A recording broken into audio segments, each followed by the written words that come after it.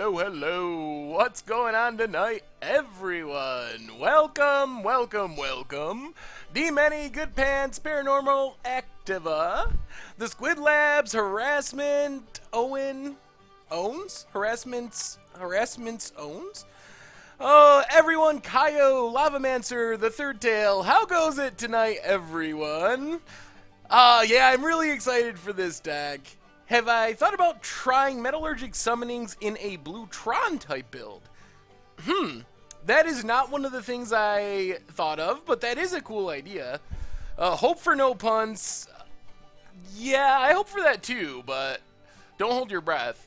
Oh, Rolsey! Happy birthday to your son. Happy 6th birthday. What's up, everyone? How goes it? Jor and Admiral Average and Torafosu and Ginger Magic and DH Worlds. What's going on, everyone? And we have a new subscriber, Bloodshed343. Welcome to the Fishbowl, and thank you for your subscription. Let's give a big scoops cheer for our new subscriber. What's up, Nasmith? Good to see you. Thank you for the host, Lord Draven. I butchered it like 3 times, Harassment Owns. I'm excited for this deck. I think this deck's gonna be pretty good. It's sort of a pretty traditional Jeskai control list, except our finisher is Metallurgic Summonings, and of course we get to play our Logic Knots to make big counters. We also have like backup finishers, no exclamation point for the scoop steering if you want the emote. Snapcaster Mages and a couple, well, 3 Celestial Colonnades as ways to win the game. So I think this is going to be sweet. I'm pretty excited for it.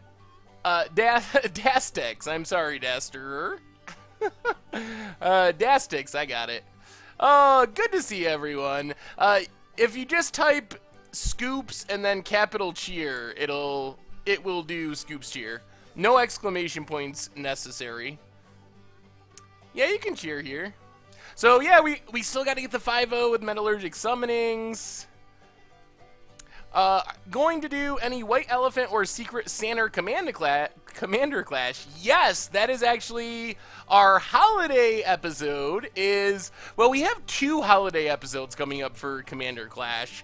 The first holiday episode is White Elephant holiday theme deck. So everyone made a holiday theme deck, and then we did the White Elephant thing with switching the decks around before you played. So that's going to be sweet. And then we're doing a New Year's episode, which is New Year's resolution theme.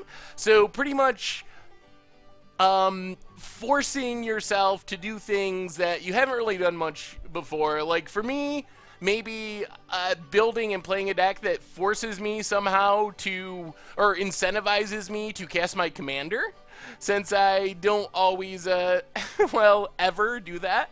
So, New Year's resolutions, things we're going to do better for the new year. Yeah, for some reason on Thursdays, I always stream at the same time as LRR. We're like stream buddies. No card draw, yep. Alright, well, let's do our reminders. And then we'll talk about this deck a little bit, get into a league, and then we can chat about all different things, including a new oath. I might have to rant a little bit about every Planeswalker in the multiverse apparently being part of the Gatewatch. Really, guys, does every single Planeswalker have to be in the Gatewatch? I don't know about that.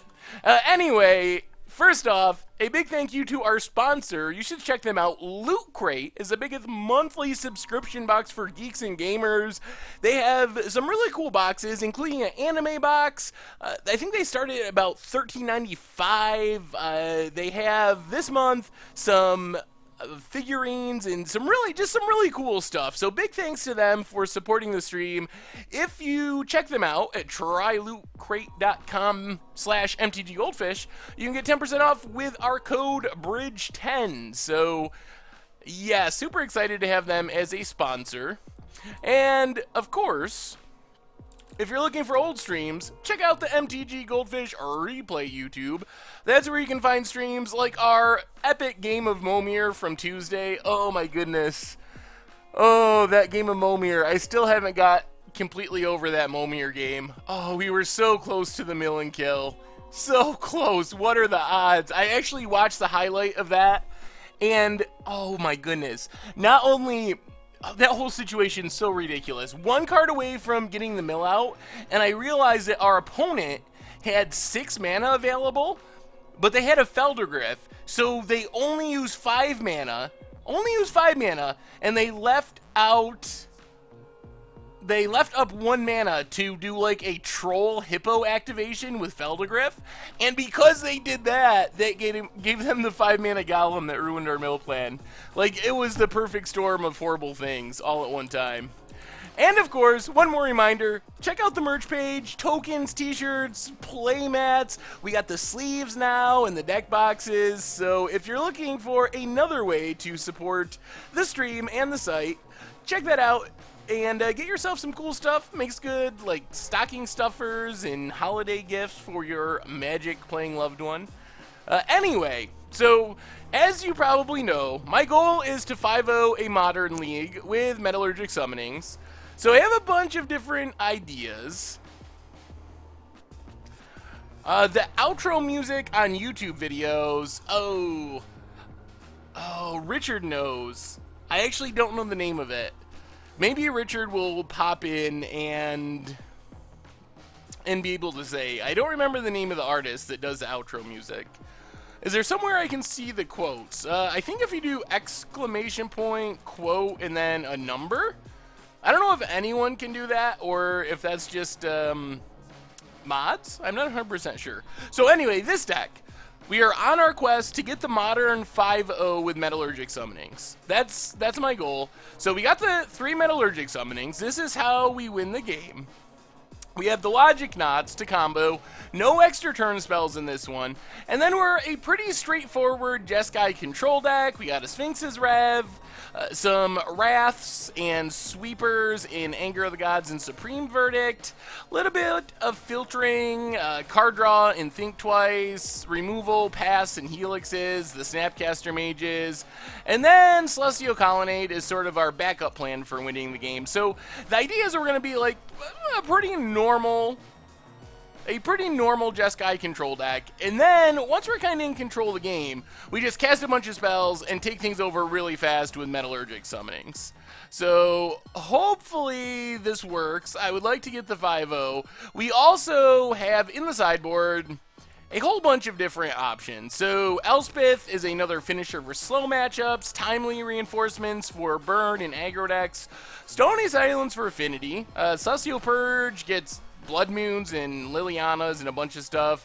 Staticaster is like one of my new favorite sideboard cards. It kills so many things. Another Anger for aggro, also Engineered Explosives for aggro, and Relic of Progenitus. And I will fix the window as soon as we get into a game. I can't really resize it till the chat comes up over here, and the chat doesn't come up till we go into our league.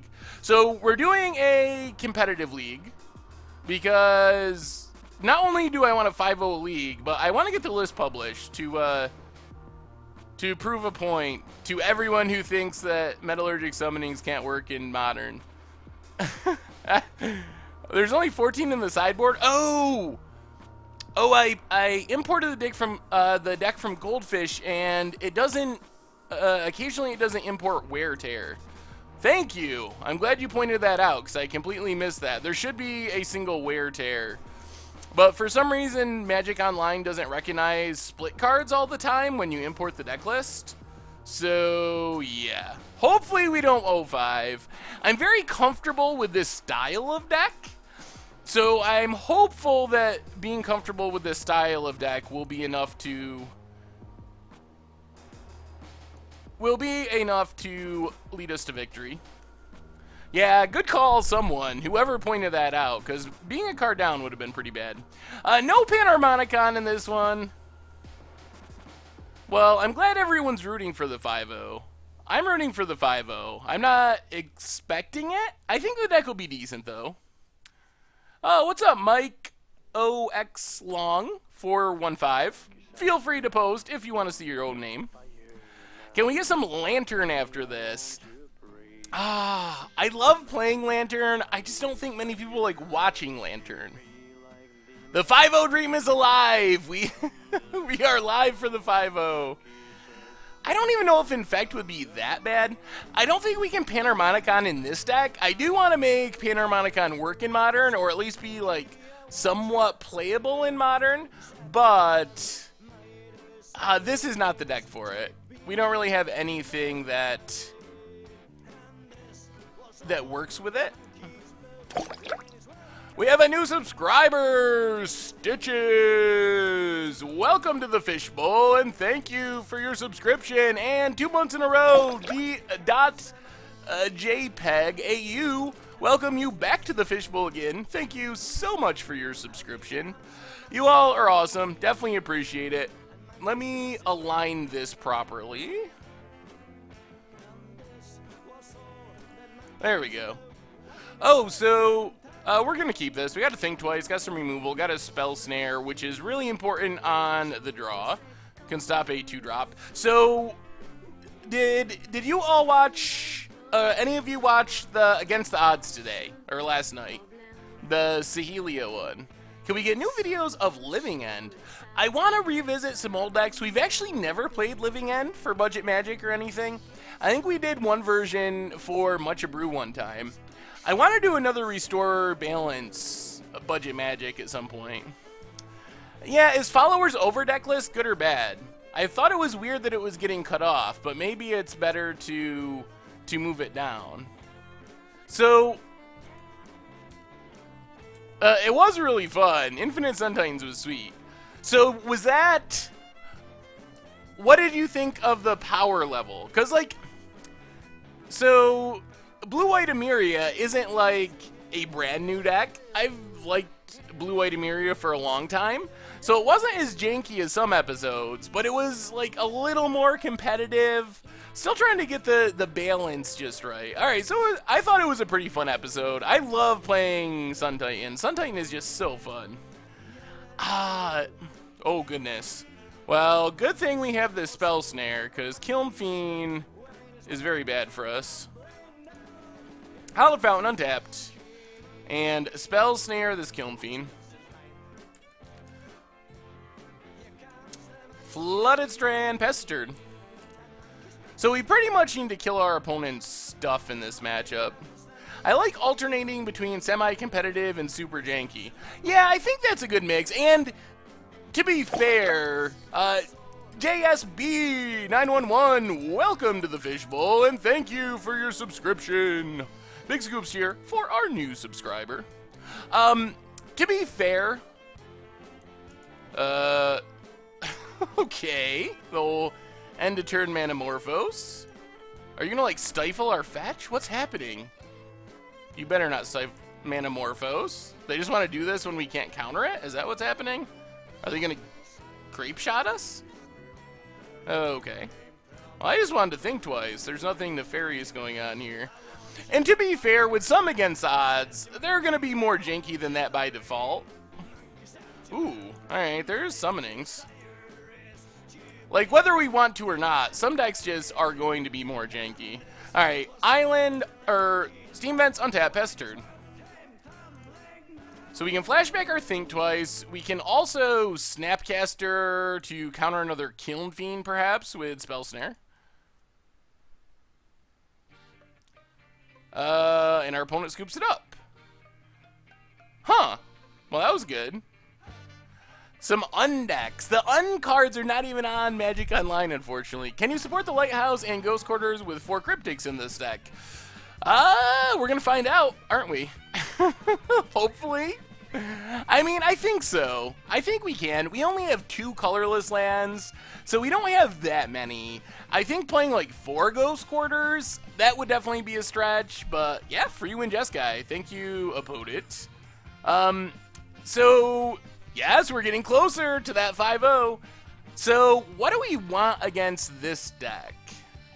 So this deck is like Thing in the Ice, Bedlam Revelers, stuff like that. Mid-season ban of Smuggler's Copter. No, I don't think so. I don't think Smuggler's Copter is very good, but Smuggler's Copter would not be the card at the top of my list if I was going to ban something.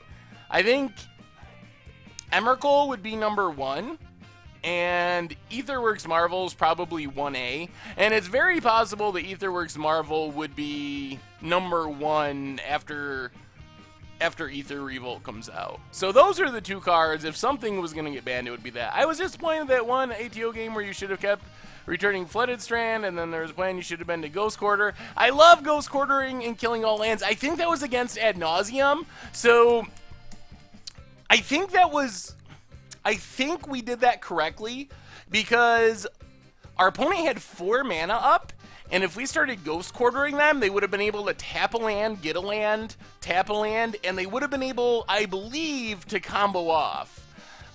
If we had started Ghost Quartering them, we would have run them out of lands, but we might have died on the spot to Ad Nauseam. So I think that in that situation, we actually were correct not to do it. What's up, Stu? Yes, this is another version of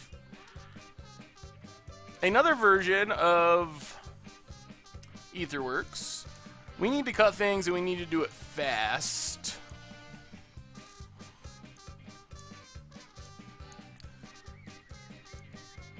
Blessed Alliance, Electrolyze, Negate, Mana Leak, Think Twice, Snapcaster, Path, Serum Vision's a spell. Maybe something like this. Being a Bum is good. And maybe go down one more Cryptic. Oh, yeah, I guess Anger's bad. Okay. Alright, I gotta submit before we run out of time. Close enough, I say. Plus, our opponent doesn't look like they've played that anymore. Yeah, it's nasty out at my house tonight, a Steelers midget. It's gotta be like 10 degrees. I think it's snowing. There were like blizzard warnings.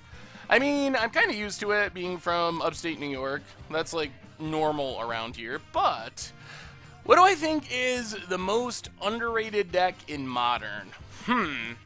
That's a hard question. The Modern metagame is so diverse, or in the sense that there's like a lot of different decks. The best deck in the format's like 10% of the field or something. There's a Monastery Swiftspear for our opponent. It's bad in Rochester as well. Not surprised. It's that kind of night. Yeah, so Scalding Tarn, crack it. Can we afford to get a Mountain? I think so, and not take the damage. We get a Mountain, then we're going to have to get a Plains with Flooded Strand. Do we just have, well, I guess we can shock ourselves in the future. I live in the middle of nowhere in upstate New York. Yeah, we're just going to kill this now while our opponent's tapped out.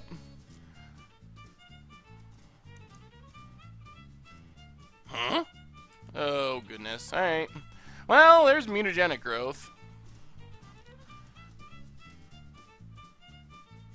So, Swiftspear lives, but we made our opponent cast that now.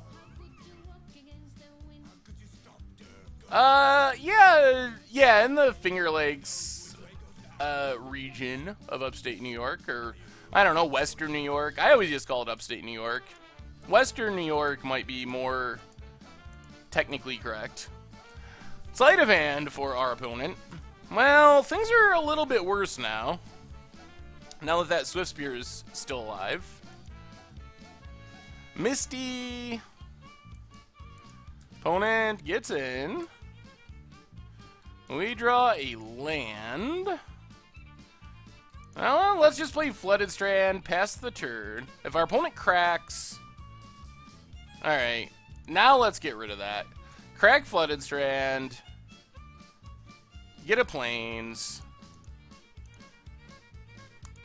Get rid of the Swiftspear. Soda or pop? I usually say soda.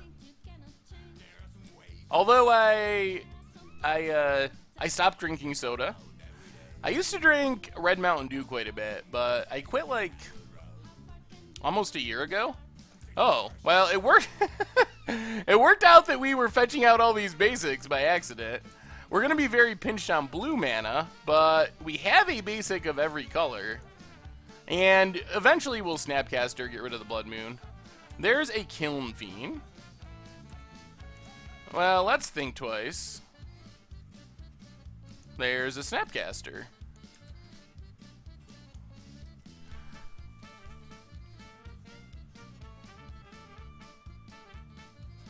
Alright, let's just Lightning Helix right now. Hopefully kill that thing.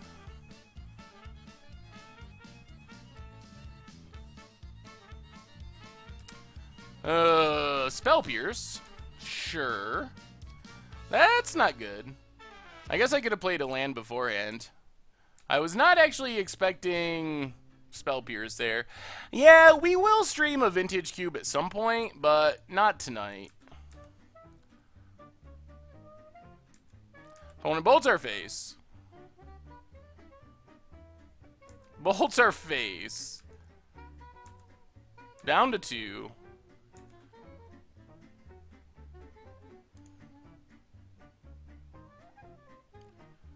Alright, let's play Scalding Tarn. Snapcaster.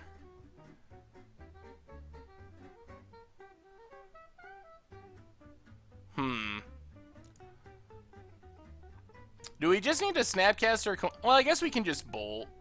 Let's just Lightning Bolt the Kiln Fiend.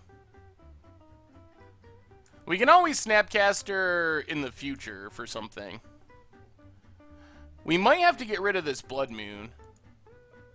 Well, never mind. Getting rid of Blood Moon doesn't do much now. We have 2 more islands that would be nice to draw into. But we're staying alive for the moment. Electrolyze isn't horrible. Ooh, Blessed Alliance is a super good draw. Blessed Alliance might just win us this game. So, pass the turn.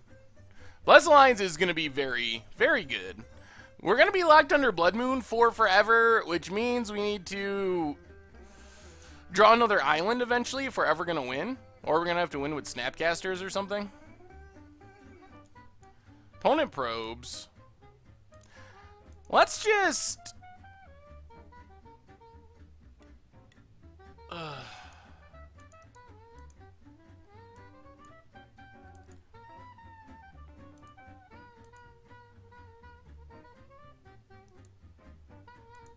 Let's just gain 4 life right now.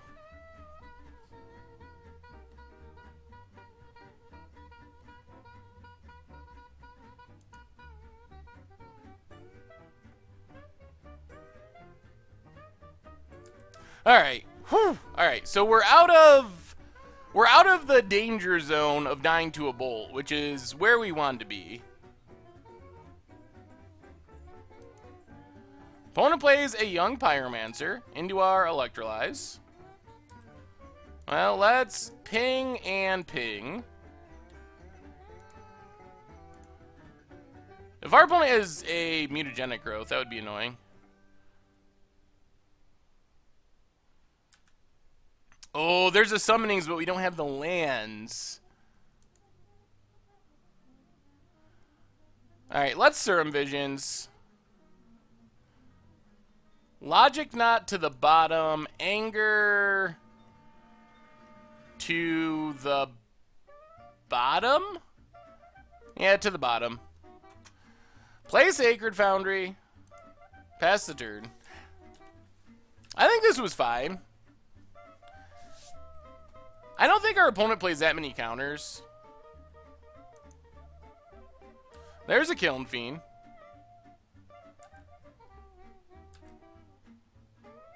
Oh man. 1 more blue mana and life is so good. Well, let's play a Ghost Quarter. Snapcaster, the Lightning Helix, which has changed color in our graveyard. Actually, no, it still looks alright. Yeah, it was weird because our opponent just looked at our hand, so I don't know why they made that choice right then. Man, if we ever draw blue mana, chicken fajitas! Welcome to the fishbowl. Thank you for your subscription. Big scoops cheer for our new subscriber.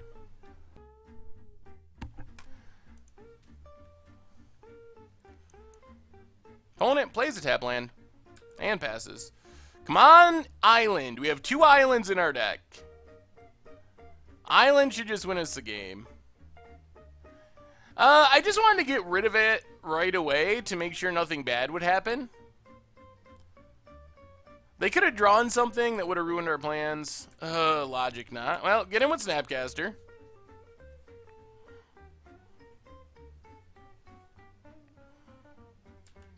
Pass turn.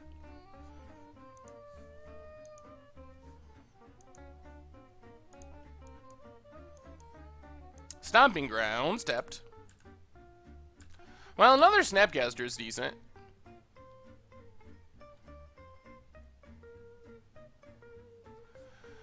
Might have to just snap our bolt and go right at our opponent's face. Well, just hanging out is pretty sweet, Al. Just following and hanging out's a great way to support the stream as well, so. A new Ralzeric? New Ralzeric would be sweet. Basically, about what it says, opponent is playing, minus the Blood Moons and Scalding Tarns. Yeah. Is this... This is just blue-red prowess, essentially? Yeah, pretty much.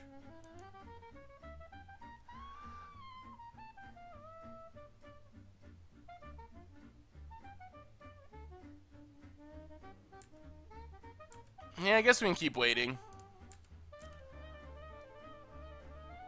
Well, we're doing pretty good for having a hand of uncastable spells. Am I going to play Aetherworks Marvel in this deck? I don't think Aetherworks Marvel would be great in this deck. What is a card I've always wanted to build a deck around but have never been able to? Ooh, that's a good question. Oh, there's a Swift Spear. Okay. Opponent passes.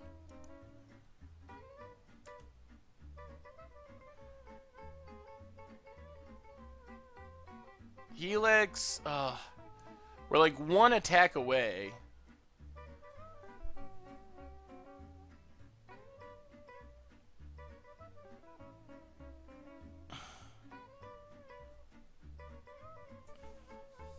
Well, let's attack with Snapcaster. I think Oath of Ajani is very powerful. I think it's one of the most powerful of the cycle. Opponent blocks. Trades off. Alright, pass the turn. What's up, Enderman? Enderman Josh. So, Snapcaster Mage. Flashback a Bolt. And our opponent scoops it up. Alright, we're on our way. 1-0. Off to the 1-0 start. Towards our 5-0 with Metallurgic Summonings in Modern. So that went pretty good. I mean, just killing all of your opponent's threats is pretty good there. I would love to break Isochron Strep. Ooh, I've tried to build Scepter decks, and I've never really got them to work the way I wanted. Scepter Silence seems pretty sweet. Not as good as the old Scepter Chant decks, which were awesome, but we would have played a Summonings there if we hadn't got Blood Mooned. Chances of Against Odds, Sundial the Infinite. I think that would be a sweet Against Odds episode. I would definitely be on board with that. Scepter Dramatic Reversal is an interesting idea. I've had a few people ask me or talk to me or suggest that. Alright, we got a Serum Visions. It's a cool idea. You need to have a lot of artifact mana, I guess, to really go infinite. Bloodstained Mire, cracked. Yeah, Alex, there's actually kind of a lot of changes from the budget build. Well, this makes things easy. Steam Vents, untapped. Just bolt the Nikotl. Pass turn. Oh, Primal Surge will happen. I swear to you, we will have Primal Surge on against the odds. Opponent's down to 15. Oh, this is just straight up burn. Lava Spikes our face. Lava Spikes our face. Okay. Lightning Helix would be nice. Well, let's Serum Visions.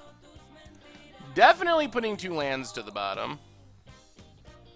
Play the Plains, pass the turn. Could use some counters. Yeah, this is Naya Burn. Opponent passing. Counter? There's a Summonings. That's a minute away from being good. Let's just Snapcaster the Serum Visions. We need to find stuff to stay alive, and this is probably our best way of doing it. Well, there we go. Found a Logic Knot and a Lightning Helix. So those are 2 very good hits. And it seems unlikely our opponent's going to kill us right now from 12. It could happen, but it seems unlikely. What do I think of Etherworks, Marvel, and Green-White Tron? You have to change some of the cards around, but you get a chunk of the main deck, sacrifice theme for value, generate energy. What do you think? It might be possible. Okay, there goes our Snapcaster. My experience with that deck in Modern was not great, but it could be possible. Alright, here comes Goblin Guide. Showing off our Lightning Helix. Down to 7.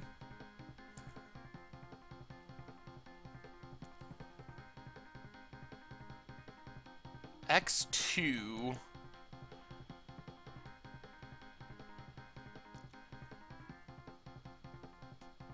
Well, let's play Flooded Strand.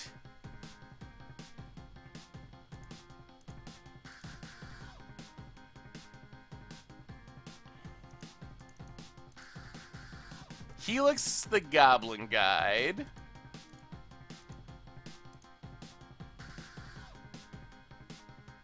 Pass the turn. I think Oath of Ajani is very good. There's a Swift Spear. Alright, we're gonna let Swift Spear go. Take our beats. Down to 9. A virtual 8 because we gotta sack this Flooded Strand. Sack Flooded Strand. Get a Hallowed Fountain. Yeah, Hallowed Fountain. Tapped. Cryptic is solid too, so play an island, pass the turn.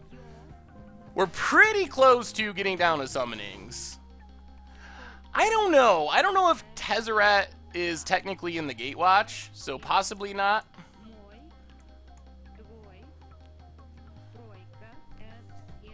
Do we have to counter Lava Spike? Puts us to 5.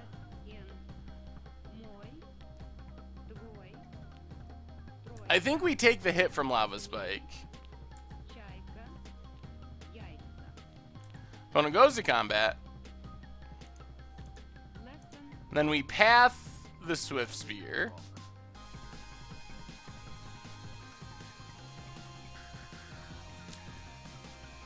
Opponent passes.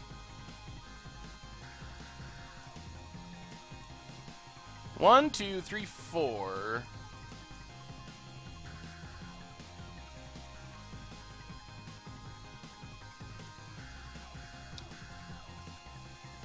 I'll play Flooded Strand, pass the turn.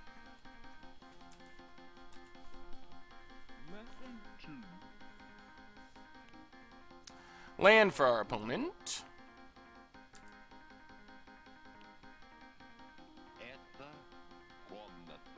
One, two, three, four, 5. Let's play Ghost Quarter, pass the turn.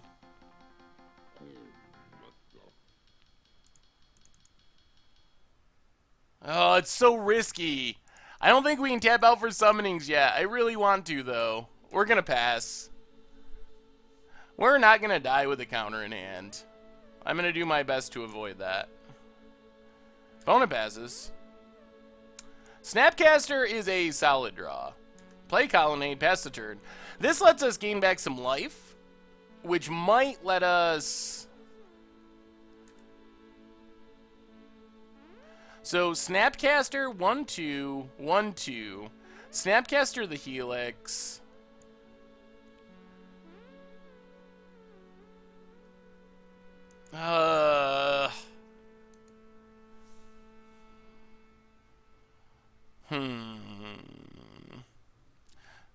I do not listen to Gajoria. I don't even know what that is, actually, or who that is. So you think I should have countered before? Maybe that would be right. 1-2, 1-2. Let's wait one more turn. Yeah, Searing Blaze is not good. There's a path. Alright, pass the turn.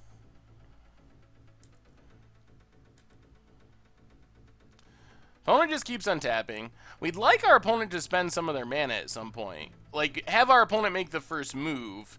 Then I will feel a lot more comfortable going for it.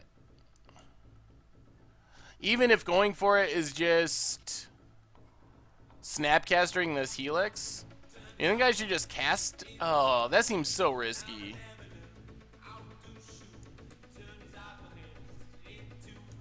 Alright, pass turn.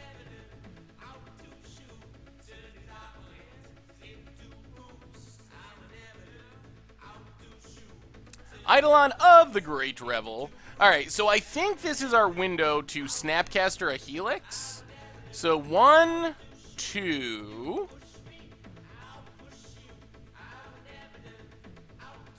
Snapcaster Mage.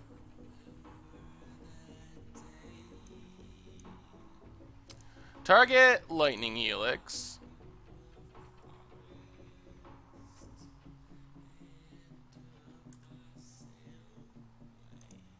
Helix our opponent's face.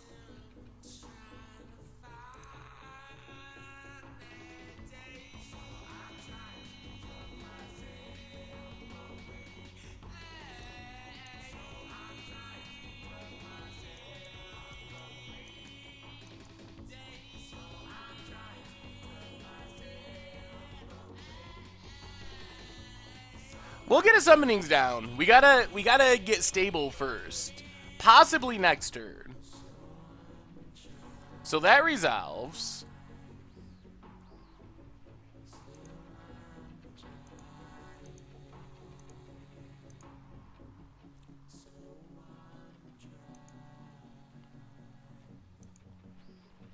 One, two, three, four.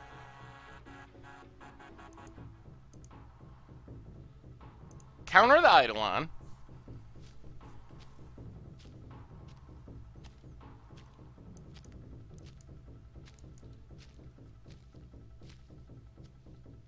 There's a Nicodle, sure. And passes, alright. We draw a mountain.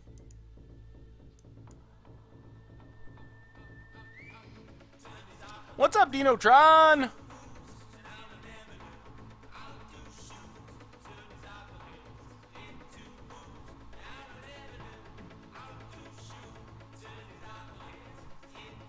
One, two, three, four, five.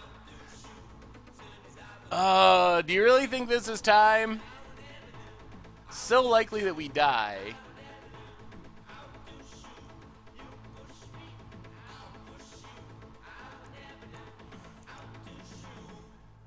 I don't think Summonings plus Cryptic is enough. We're going to Path Wild Nicodle.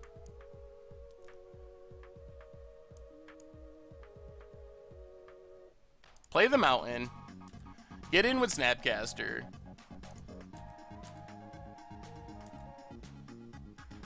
I'm not worried about dying to creatures. I'm worried about dying to our opponent's burn spells. This lets us 1, 2, 3, 4 Cryptic, Snapcaster on Logic Knot. So we technically have 2 counters up, which is pretty good. Alright, get in with Snapcaster. And we should be able to win next turn. Serum Visions. Ooh, goodness. Well, let's put both on top. Play the island. Pass the turn. So our opponent's got to kill us right here, or we just win next turn. Just because we're winning with summonings doesn't mean we just have to slam summonings and lose games because of it. Our goal is still to win the game. Streaming is fairly global. Streaming has many things that make it different, and that over time, both DVD and streaming will be much better because they're separate. Okay, there's a goblin guide. Alright, this makes it easy. So now we just...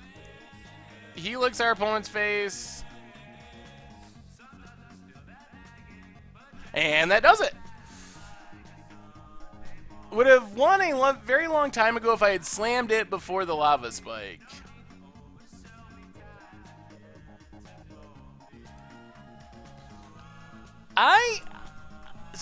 Alright, so let's break down that game. What should I have done differently there? I played too slow and controlling, you think? Yeah, I must have had a handful of lands. So I should have done just more slamming of stuff. Is that the general consensus? Fetch Shock Bolt. Well, this isn't quite a tier deck, but Jeskai Control is a known deck. In the first round, we played Blue-Red Prowess, like the Kiln Fiend Monastery Swiftspear deck. Yeah, I probably should have... slamming it would have been sweet, but I think tapping down would have maybe made us lose. I love the Saheeli deck for Against the Odds. I might have to get some Saheelis now. Yeah, I really had fun with that deck. I think I might actually really play that. Play Saheeli in the blue-white deck when I'm playing competitively. Well, Timely Reinforcement is kind of exactly what we want. Dispel is reasonable, and Blessed Alliance, maybe Celestial Purge. I don't know about anything else being all that necessary, really. Going down, Metallurgic Summonings.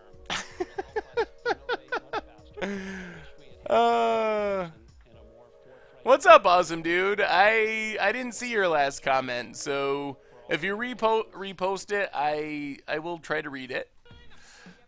Welcome, by the way, awesome dude.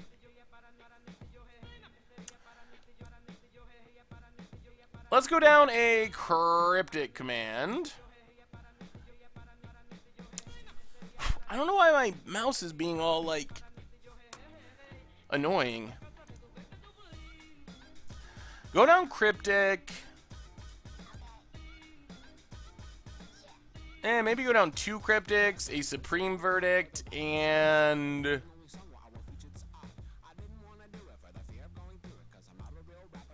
one Path. Try it like that. You've sent 6 fish mail and none of them have been answered? I don't know how that's possible. Are you hashtagging them fish mail? If you hashtag them fish mail, then they will definitely get found.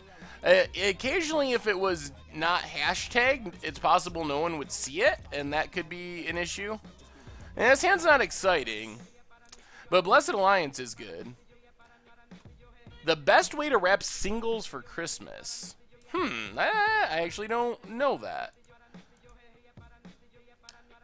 Totally forgot you're streaming today. Was busy being happy about today being last day of school for 2016. Awesome. Well, congrats on finishing up school for 2016, awesome dude. And even though you weren't first, we still love you. Alright, Steam Vents tapped, pestered. Someone who thinks you tap out on turn 5 at 5 life for Snaya is someone who likely loses to Naya. That's a fair way of saying it. Yeah, I'm surprised at how good Blessed Alliance has ended up being. If you do hashtag MTG Fishmail or hashtag Fishmail, both of those should be checked. Yeah, either one of those Predator Ooze will... We search both of those hashtags. So if you tag it either one of those things, it should be found. Otherwise, also, if you have a question that hasn't been answered, email it to me. And then I will make sure that way that it's being found, because it should be being answered. Or at least getting... If it's not answered, at least you should get a response.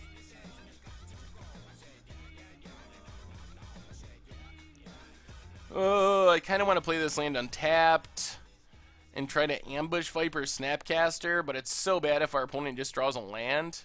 Let's just play it tap, Pest turn. Are we going to make official MTG Goldfish dice? I haven't heard anything about dice yet. I guess it's possible, but I haven't heard that. Is Gloom Surgeon an against the odds candidate? Yeah, I guess it could be. I think one time as a troll someone sent a fish-related question. So, Oath of Ajani annoys me because apparently everything's in the Gatewatch these days. But I think it's a pretty powerful card. So as far as power level, I'm pretty impressed with Oath of Ajani. Alright, opponent gets in with Nakatl. Hopefully we just draw a land for this Blessed Alliance. We do not. Well, I guess we bolt the Nakatl. Better than discarding something. This hand is not working out the way we wanted. Do I go to... Yeah, Saffron Olive at mtggoldfish.com. Do I go to F&M? Not super regularly. Very rarely at this point. I play mostly on Magic Online at this point. But as a card, putting counters on everything is pretty strong. And, man, we are like a white source away from this hand being so good. Hopefully we draw it this turn. See you later, good pants. And making Planeswalkers cost less is a pretty interesting ability. Come on, one time.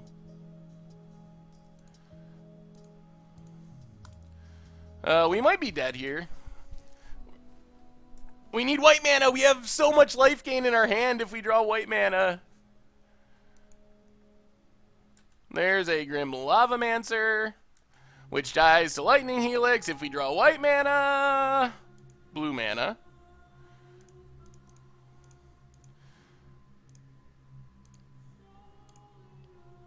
Well, I guess we can do it this way. Oh, Colonnade! Tapped white mana. I don't know if we're going to live long enough is the big problem. Maybe? Maybe we live long enough? Untap land. We're going to get double Boros Charmed.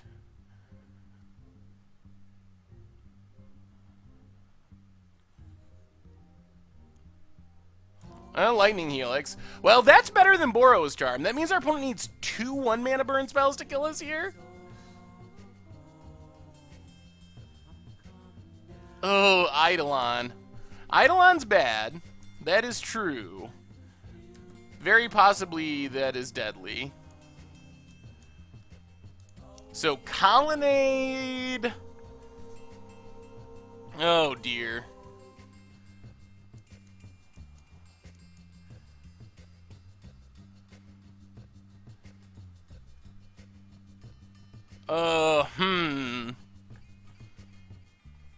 Do I think Super Friends will be a very strong deck when Oath comes out?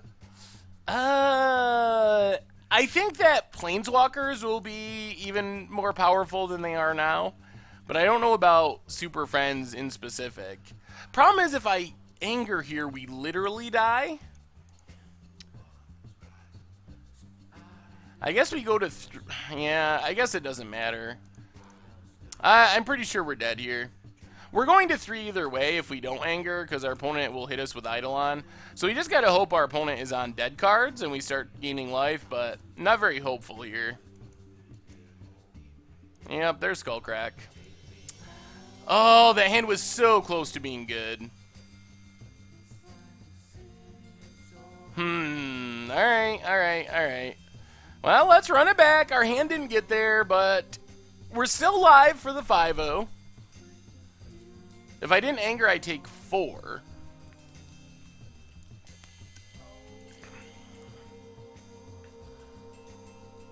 I don't think we want to cut Electrolyze. Electrolyze is reasonable.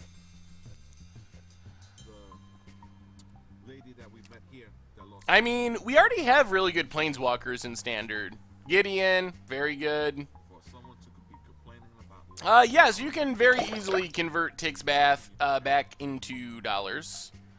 Gcon 10909, welcome to the Fishbowl, and thank you for your subscription. Big scoops here for our new subscriber. Alright, well, we have a lot of early interaction, which is good. Only 2 lands, which isn't exciting, but this hand could work against Burn. Scalding Tarn, go. So hopefully we draw into lands. Yeah, the problem with Logic Knot there is we still would have had to deal with that eventually. So let's crack Scalding Tarn. Get a Steam Vents, tapped. Oh, Metallurgic Summonings. It will be a while before you're good.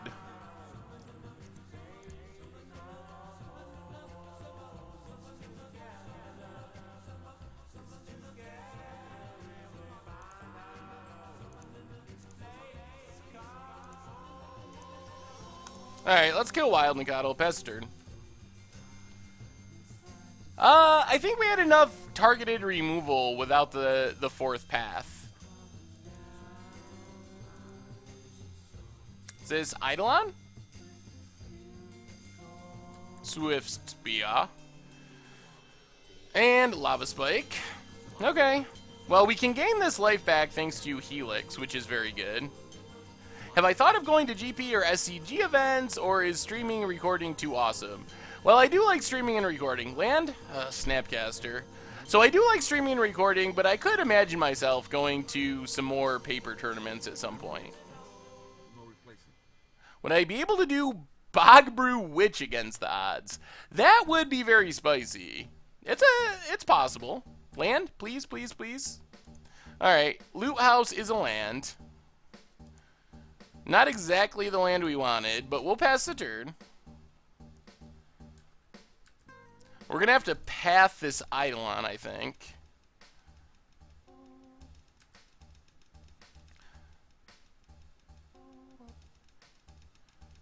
One, two, three. Yeah, let's path it. Not happy about it, but we got to do it. Opponent has a handful of action, and we're just short on mana. Do I ever get lonely recording editing? No, not really. Alright, Rift Bolt lands. Electrolyze. So we're at a virtual 8. And we can't flash back our life gain spells. Man, we're going to lose by just getting mana screwed 2 games in a row. The problem with Gyre Reach Sanitarium is it allows your opponent to loot. So in Modern, if you're playing the right colors, almost no reason to let your opponent loot for value. I mean, we got to do this. We might just die right here, but we have to draw lands. We can't just do nothing, or we're going to lose anyway. So we might just die right here on the spot. Yup, looks like it. Surely you take the hit there and hold up Logic Knot, X1, and hope to Helix without getting hit at instant speed. No land. Oh, man. Our deck has betrayed us severely. This is real bad.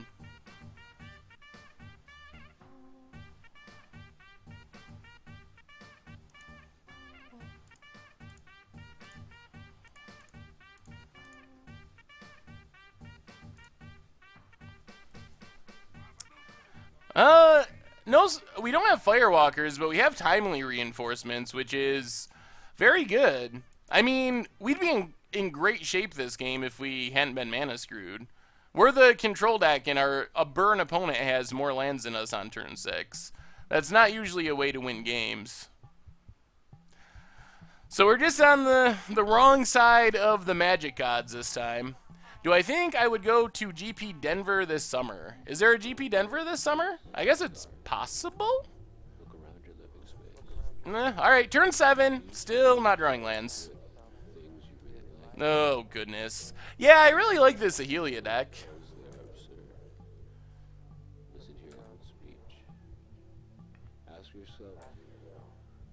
Okay, pass the turn.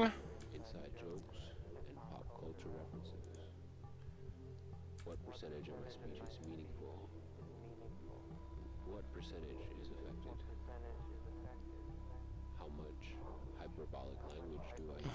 Boy. And do I feign indifference? Look at your clothes. What parts of your wardrobe could be described as costume-like? I'm pretty sure we're dead here. Or reminiscent of some specific style archetype? In other words, do your clothes refer to something else or only to themselves? Do you attempt to look intentionally nerdy, awkward, or ugly? In other words, is your style an anti-style? The most important question. Well, if they didn't kill us there when we were tapped out, maybe they really have nothing in their hand. Or maybe they're just toying with us. Because we were tapped out, so if they had the lethal burn spell, I don't know why they didn't just use it. So I mean, if we untap another turn...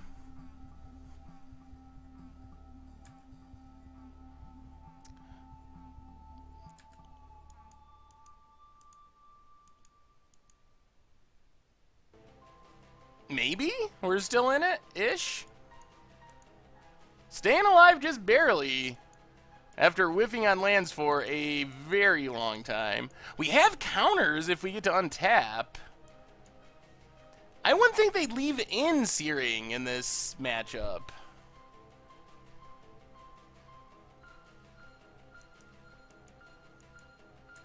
Goblin Guide. Attacks. No land on top, but a Spell Snare. Well, Spell Snare is not the absolute worst.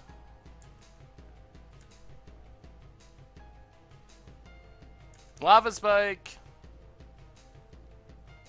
And passes. I'm not sure what's going on in this game. Oh, boy. Alright, pass the turn. We are in such a hard position. What I like about ATO's idea that you might just find the next tier deck. Yeah, I think that's a fun part of it as well. Wow, this draw has been bad. This draw has been almost incredibly bad.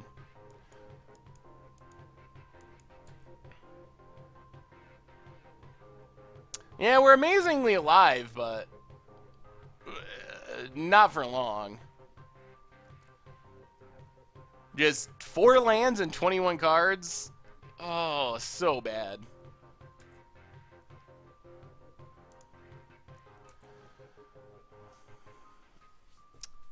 I don't even know what we can do from here, honestly.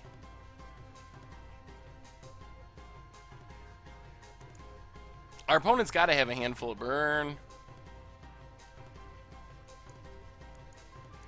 If we loot, we're going to die.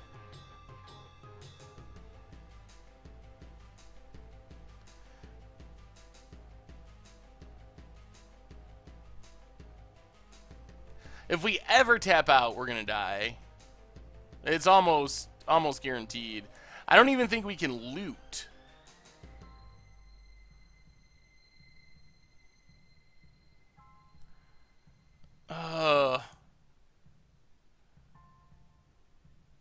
I mean, in the last game, why did you anger rather than holding up Logic Knot? That wouldn't have triggered Eidolon. Well, Swahili, in that situation, then the Eidolon would have just attacked and we would have taken 2 damage anyway. So we were going to take that 2 damage no matter what we did there.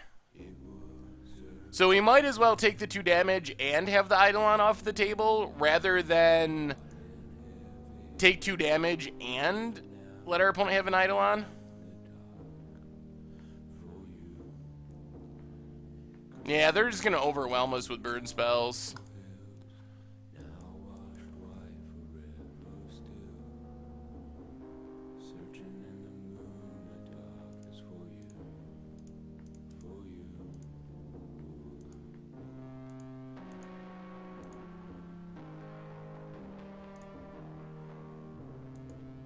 Alright. Oh, variants. Well, so much for the 5-0 dreams. Worth had other ideas. Jeez, we got mana screwed 2 games in a row. After winning very convincingly game 1. Ugh. That's even a good matchup, I believe, so... Alright, we get to play first. Well, we get lands this game, so that's something.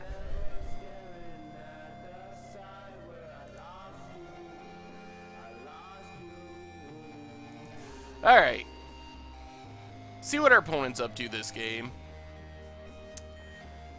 Oh, that's true, but that means I gotta play another league to 5-0. What decks do I have in paper? I mostly just have cards in paper. I don't think I have any real decks built at the moment. Oath of Ajani is pretty sweet. I think it's one of the most powerful oaths. I think our keeps were correct. You gotta think we have we're a pretty land heavy deck. So I think our keeps were fine. I think we're just a little unfortunate that we didn't draw lands for 9 turns or something ridiculous.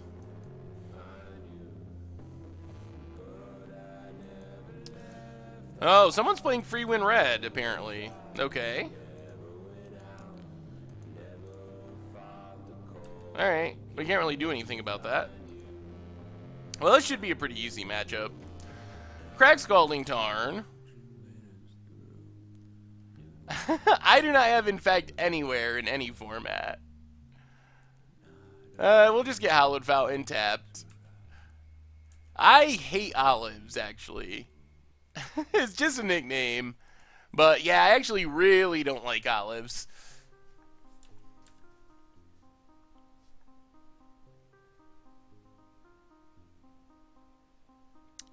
Yeah, I think those keeps were correct, really. We had 2 lands with a lot of action. Especially, maybe there's an argument that the hand we kept on in game 2 was a little too risky. But in game 3, I think our hand was actually a good hand. Scorch Kid. Well, we're 1-1, but our one loss was to Mana Screw. So I think we're doing pretty well. Huh. Yeah, this isn't free win red. Apparently someone is... I don't know what our opponent's doing. Who plays main deck Chalice? With Simian Spirit Guide. Alright, well, let's Electrolyze. Draw card. We also have a lot of ways to cycle through our deck, so it was unfortunate that we didn't draw lands or any, cantrip-y type spells. Jeez, are we just like the Mana Screw deck? Oh, this is a Breach deck? Alright. Yeah, Chalice on 1 shuts down our Serum Visions and Lightning Bolts, but it's not really that great.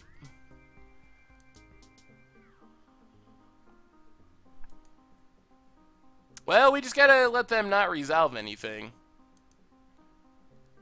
Land Destruction plays it? I haven't noticed that. That's interesting.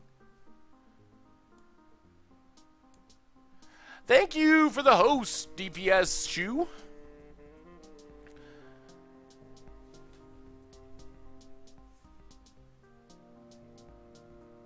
You started liking him 6 months ago, Buffy?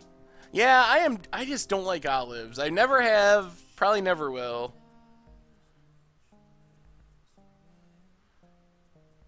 Do my opponents ever watch this stream and cheat?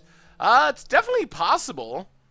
I don't know. I've never definitively known that that's happened, but I wouldn't be surprised if it's happened before.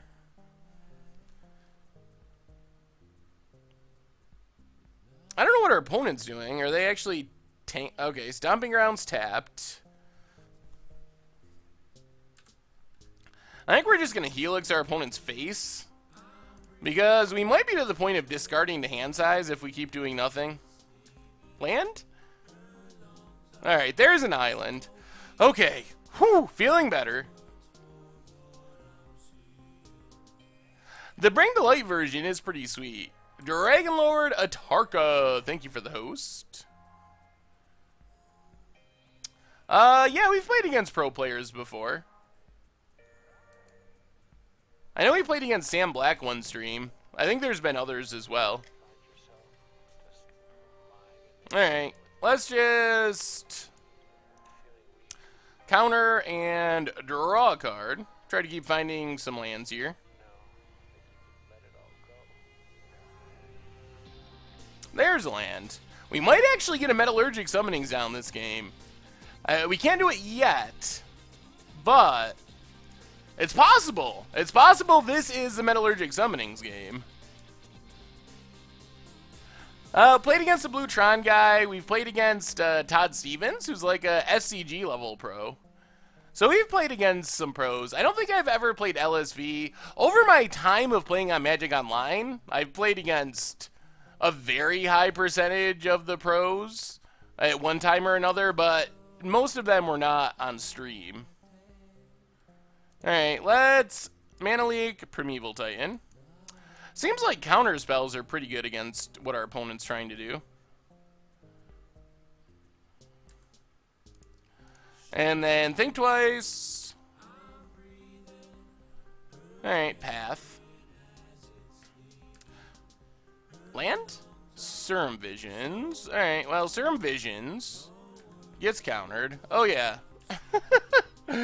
Oh, yeah, our opponent played a Chalice, that's right. Oh, yeah, I played against Gene Serrani a long time ago. I actually beat him with a budget Magic deck. Beat LSV? Nice. Oh, yeah. I tend to do that every once in a while. Well, good news is our opponent's to the hardcast Simian Spirit Guide part of the game, which isn't too threatening. Hardcast 2 Simian Spirit Guides. We just got to get to the point where we can cast this Summonings and not die immediately. Let's Helix a Spirit Guide. We just wanted that Serum Vision in our graveyard to fuel our Delve spells. Pass the turn. If Frontier's a large format, do I think anything will get the Banhammer? I haven't really played the format enough to know. From talking to people, it seems like the Delve spells are the most likely to be on the chopping block. Desolate Lighthouse is a pretty good draw here. I like Desperate Ravings in the build we played. I like Desperate Ravings in a lot of builds of Summonings. This build is different. It's a much more controlling build where we actually have specific cards that we can't afford so much to discard. It's not as redundant. We have a lot more one-ofs. So in this build, I think that it's better to play Think Twice. But in a lot of the other builds, I think that it's better to play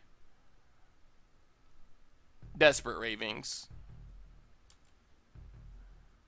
Yes, I know, I was kidding. I know it was a mistake. I was just messing around. So, pass the turn. 1, 2, 3, 4, 5. We're getting close. We're getting close to Summonings time. The problem with this deck is it's very easy for us to die if we ever go shields down. So we got to make sure that we're in a position to not die when we go shields down, which means finding like another 2-mana counter or 2. And then we can just slam the summonings and be happy. I'm going to try playing the format. Also, we're going to write an article about it that we talked a little bit about last stream. So, Gurtype Elder, sure. Let's Loot House. Discard a path.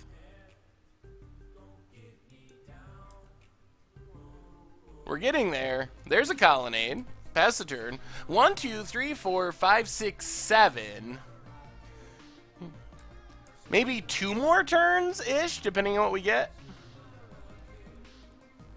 Foxy Grandpa, Summonings I think is actually pretty sweet. We're not discarding Summonings. We're winning with Summonings. Remember, we're a Summonings deck. We're winning with Summonings. Will there be budget magic for Frontier? There's probably some $30 decks. So I don't think I can make real content for Frontier because Frontier isn't supported on Magic Online. So I can't really make Frontier content. I might do like a playtest video with Richard, just like testing, I don't know, testing a match to see what the format's like. But as far as doing budget magics or against the odds, at this point, that's not really an option. Although, it could happen in the future if Wizards ends up supporting it and implementing it on Magic Online. Yeah, I'm not sold on Frontier, but I'm gonna give it a shot. I'm also gonna write the article explaining why what people actually want is extended, essentially. I think that's what people are thinking, that Frontier is what they want, but what they're really asking for is extended, and they just don't realize it. That's my feeling on it. I like they're trying to use Summonings, but it feels clunky in your hand, as if it would prefer some other card instead. Ooh. NPEX, what? Okay. Sure. So our opponent's at the end of... Do they have something with Flash? Alright, they just get a Titan. Oh, they're gonna breach a Titan at end of turn? Ooh, does this mean we get to get a Summonings down? So negate the Through the Breach. 1, 2, 3, 4. I think it does. I think we get to play Summonings. It's happening. It's happening, boys and girls. We'll discard this Path to Exile. It's Summonings time.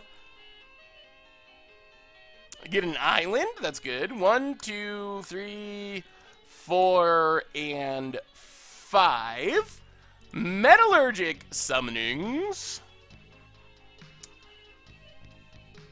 And now things are going to get fun. Pass the turn. It took, what, two matches and part of a game, but we got there. Because our opponent's got to pay for this Summoner's Pact. And now we just get to, like, Cryptic and tap stuff and make tokens and...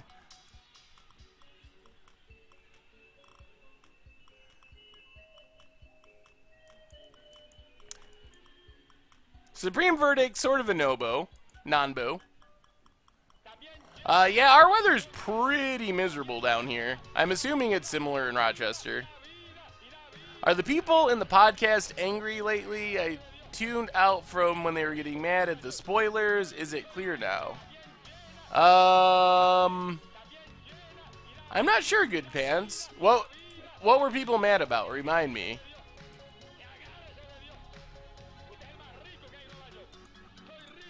Alright, we'll crack it. Problem is we gotta get a... Well, we can get a Plains. There just wasn't much reason to crack it because we wanted to draw lands anyway. Alright, so we're just going to... Cryptic Command. Return a permanent, draw a card. And bounce Chalice. Get a 4/4 along the way. Yeah, all up and down Lake Ontario. We get some fun snow. Ooh, Anger is reasonable. Colonnade. Well, let's attack for 4. Put our opponent to 8. Summonings token, doing some work. Play Colonnade, pass the turn. We could have drawn into our 1-mana stuff, and our opponent's not gonna replay the Chalice. I would be surprised if our opponent replayed it. I mean, if we go for Secure Tribe Elder, they sack it. If they Simian Spirit Guide, they can recast it or use it for mana. And if they actually try to spend their entire turn recasting a Chalice, we just counter it and then win. So I feel like that was good. And we could have drawn Serm Visions, Lightning Bolts, and we would have wanted to be able to cast them if we had drawn them. So we'll take our beats for now. See what our opponent does. Feels like it was something with story. I'm trying to remember what it was. Opponent goes with Primeval Titan. So we will just Cryptic, counter, draw. Make a 4/4, and this probably should do it. We have 8 power from our Summonings. And our opponent scoops it up. Sweet. What do I think about what's going on with Diriums? I have no idea what's going on with that, in all honesty. All I know about that situation is what was in the YouTube video and what was said on Reddit. So I don't know Kevin really at all. So I really don't know. I do know that apparently, from what I read and heard, he has a Pokemon YouTube channel that's doing really well. So, I mean, if his Pokemon YouTube channel is doing really well, it would make sense that he would want to focus on that. So, but I don't have any inside dirt or anything like that. I really don't know.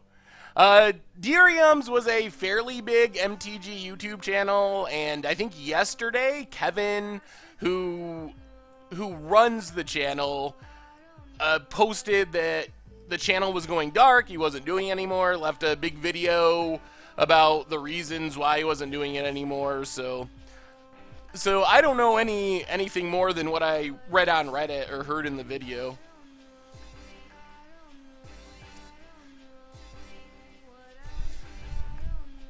Okay, so Sun Titans. How do we fight Sun Titans? We don't really have much for Sun Titans in this deck.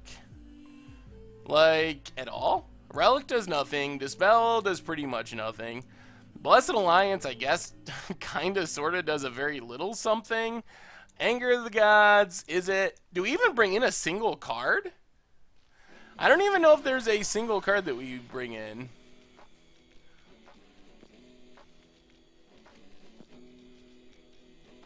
Oh, did I say Sun Titans? Yeah, it's Primeval Titan. I got Sun Titan on my mind from playing the Sahelia deck. Yes, Primeval Titan. Dispel to counter through the breach. Yeah, that's reasonable. Oh, why we're sideboarding?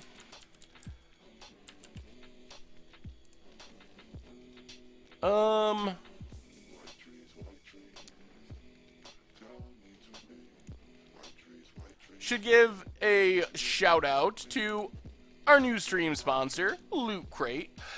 Make sure to check them out. They do some really cool subscription boxes starting at $13.95. You can find them at trylootcrate.com/mtggoldfish. Get 10% off with our code BRIDGE10. They have like anime boxes, and this month's box has Assassin's Creed stuff and Firefly and Funko Pop stuff. So thank you to them for their support. I wish it was Ensnaring Bridge 10. It's just Bridge 10. Oh, we ran out of time. Oh, sponsor! Oh, I'm gonna blame that on the sponsor. Loot Crate. We would have had a Dispel in our deck if it wasn't for Loot Crate. Good thing is we didn't really need to sideboard too much in this matchup. So this wasn't as painful as some match. Oh, goodness. Well, it's not going to matter anyway, because we just Our deck is betraying us left and right.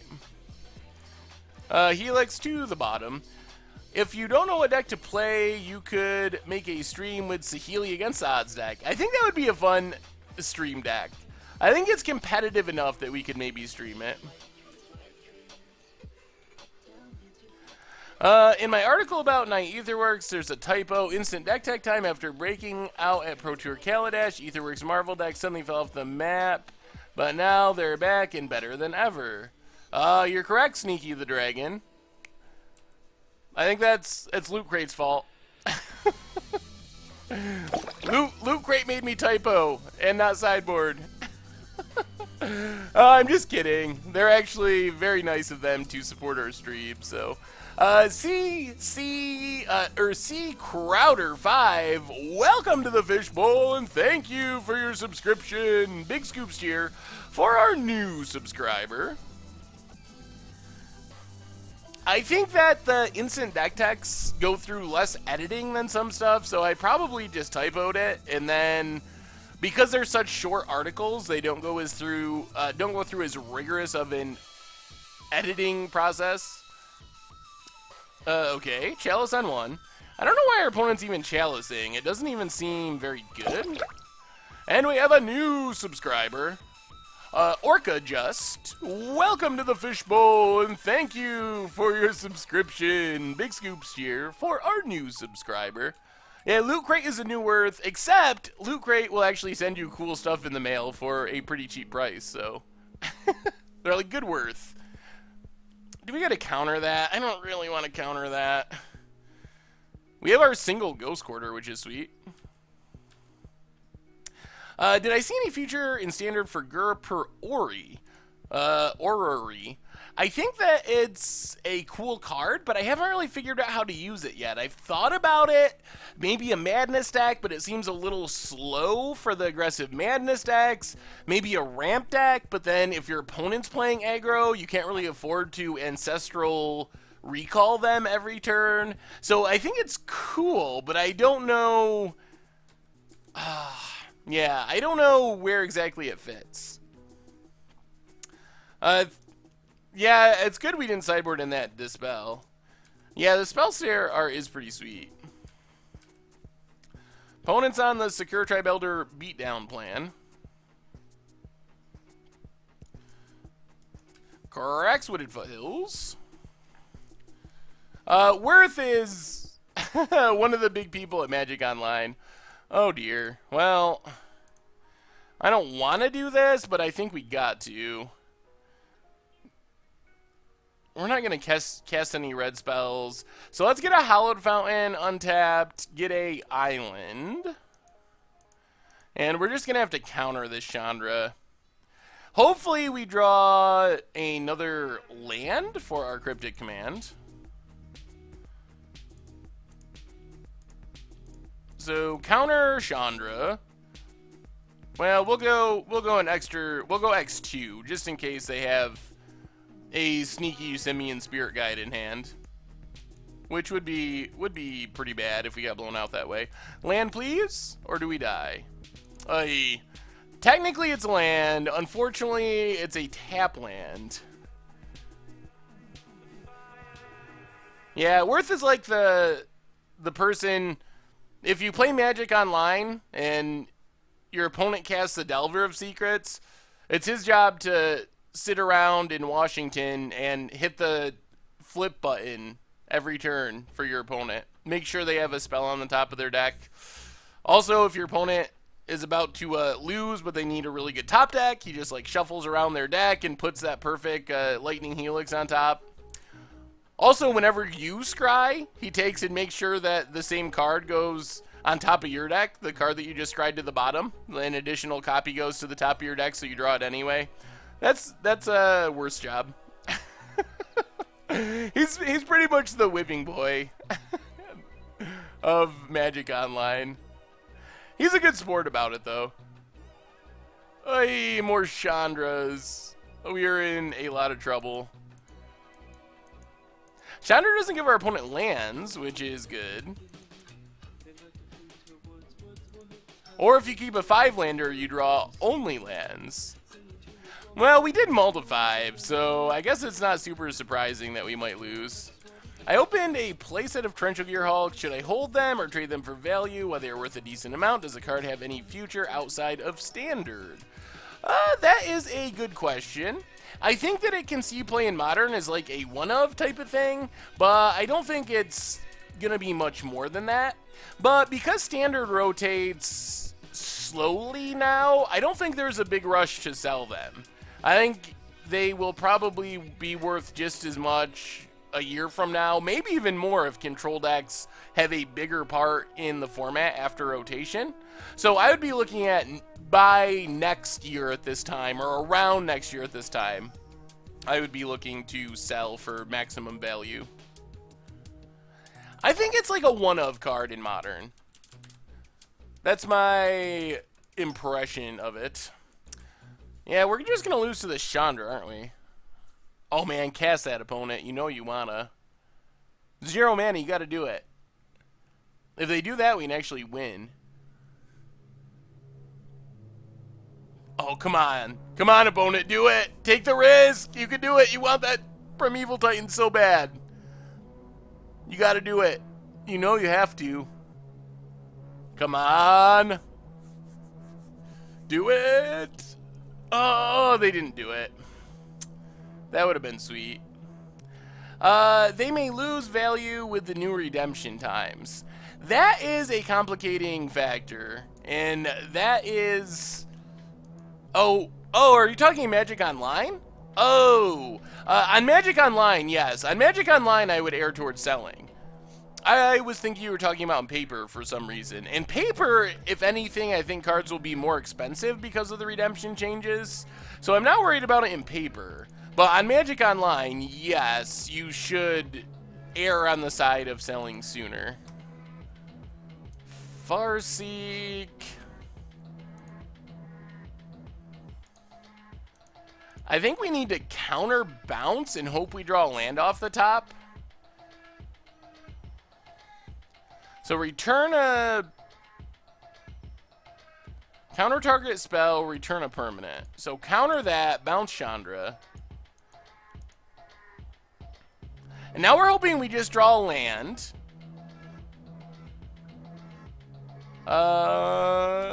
Land? Alright, that's not great, but it technically works. Land, get a mountain, play a Metallurgic Summonings. What's up, pal? Welcome to the stream. Doing pretty alright. Among 8 whack blue-white tempered steel and black-white tokens, which deck would be most competitive for 150? I think that 8 whack is the most competitive one on that list. New to Magic the Gathering, what's the quickest way to build up my card database?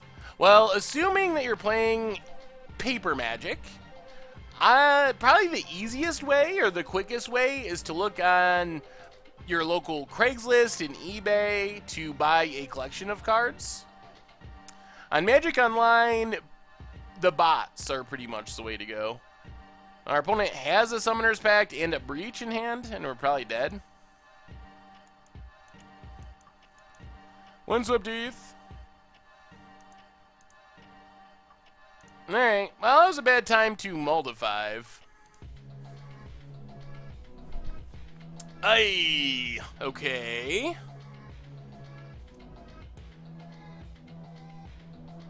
I guess we can bring the Dispel back in.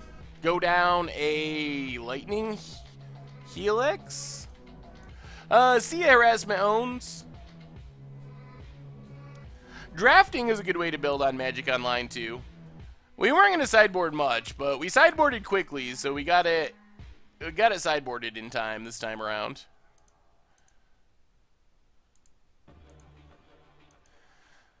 Stony Silence doesn't really do anything. Wear and Tear could be okay. I don't know if we want to fight Chalice, though. Hopefully on the play we can just counter it if we want to. Well, we got lands. I don't like Thin Mints, so whatever is not Thin Mints, I think, is my choice for Girl Scout cookies.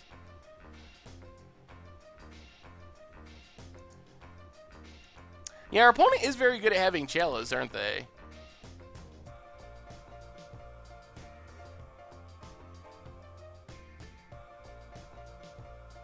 Yeah, let's see how many lands we draw in a row this game. So, Scalding Tarn. Go.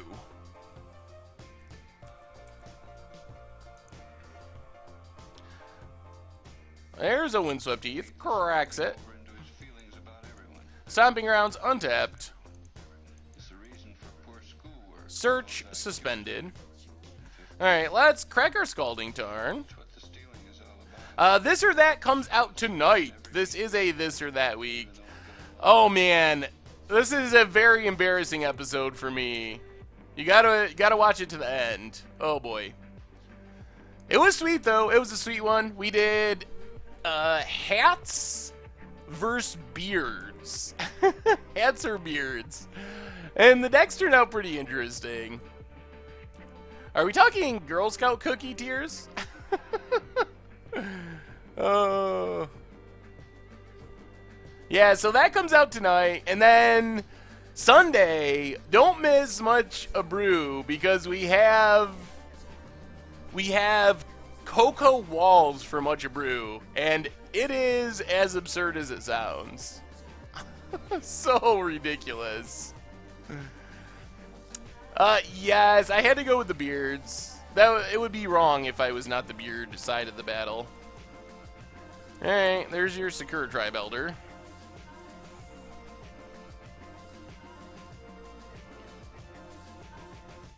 So yeah, Tomer was hats and I was beards. We got to get a Girl Scout cookie meta tab. I didn't tell you anything about the game, just who was playing it. Alright, Scalding Tarn, go. Dispel only hits instants, unfortunately. It would be sweet if Dispel was instants or snakes. Counter target instant or snake spell. Yeah, it's if it was Spell Snare, I would have definitely snapped it off. I think that's what you're thinking of. So opponent's ramping. Anyone else seeing the new Star Wars tonight? I think I'm seeing it Sunday, but I'm not seeing it tonight. Is this opening night? Yeah, you don't go to opening nights very often for movies. Snake Snare. That would be a Kamigawa All-Star.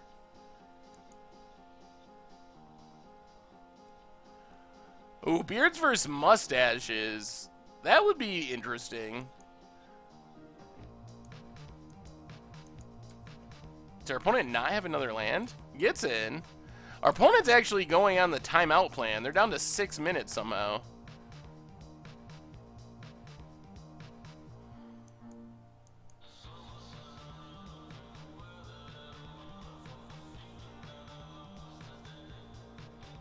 Are there plans for voting on this or that themes, or am I behind? So, I think that we could have an actual poll in the future. Right now, we just have a big list of suggestions from the chat and the YouTube comments and stuff, and we've just been working off of that. But we could have a real poll at some point in the future. You think they're ghosting? I guess they could be ghosting. Crack this. Get a... Jeez. Steam Vents. Tapped. Play a Think Twice. Oh, yeah. I live in one of the snowiest areas of the whole country, I believe. At least of, like, the lower 48 states. But, yeah. It's super snowy. We had blizzard warnings today. It's actually, we didn't get a blizzard, but we got a few inches of snow today. Ghostarino El Marino. Apparently. Any thoughts on MTGO adding a rental feature for trade? Bots could rent decks out, allow MTGO to work like a subscription model that players don't want to invest in decks can use. Well, the thing is, MTGO already kind of works that way. You can essentially rent decks. You have to pay the cost of the cards, but because they're so easy to trade back and forth and the spread is so little, it's pretty easy if you want to play a tournament to buy a deck for X amount of dollars and then just immediately resell it for a minimal loss. But there might be a way to make it even better.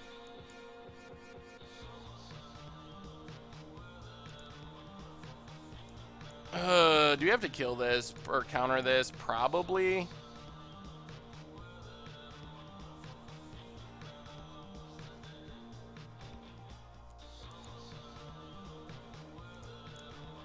Yeah, I think we do. Crack it, get an island. Logic not. 1, 2, 3. 1, 2. Yeah, good enough. Yeah, what kind of rental would you picture, Rattleclaw? Like, what way would you, how would you want to see it done? Timothy 5673, welcome to the Fishbowl, and thank you for your subscription. Big scoops here for our new subscriber. Thank you, thank you. Alright, play an island, pass the turn. So yeah, there is a cost of getting the decks initially. That is true.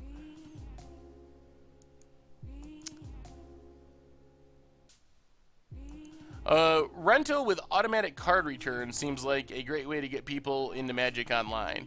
But what price range would you, like, in a perfect world, what would you pay? You want to go play a modern deck for a tournament or for a week. What would it cost you to rent it? The Third Tail, welcome back to the Fishbowl. 2 months in a row, big scoops here for our re-subscriber. And they've kind of moved that way to some extent. Like, they're doing more gauntlet events. Like, they have the Pro Tour gauntlets, which is basically what that is. You get to essentially rent a deck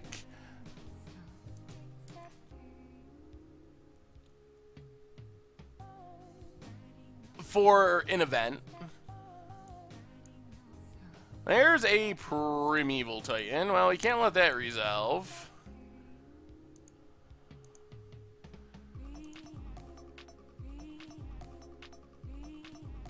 So, counter Primeval Titan.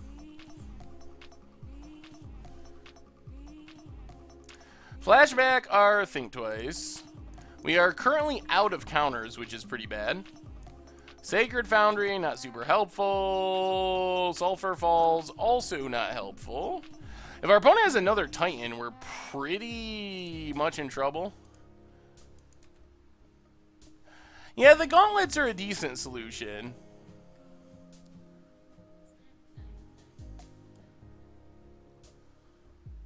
Botchain would rent decks for X amount of time at a price, like 7 days or 15. Yeah. So I think that's an interesting idea, Rattleclaw, for the bots to do it. I don't know how feasible that is for the bots to, like, program it. It might be that the cost of making it work, because the thing is, I don't know if there's a way the bots could make someone give back the cards if they weren't online. So it would be very easy for you to be like, oh, I will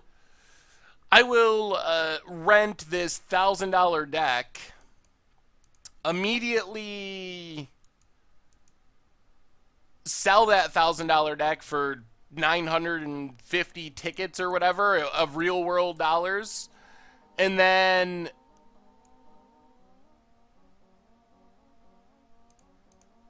end up in pretty in really rough shape. So I think that would be part of the problem. But maybe there's a way Magic Online could implement it that would make it work.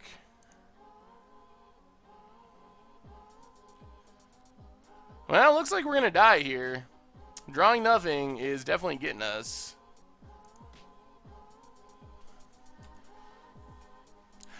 But how could Rattleclaw... The problem is, how could you still have trading and implement that?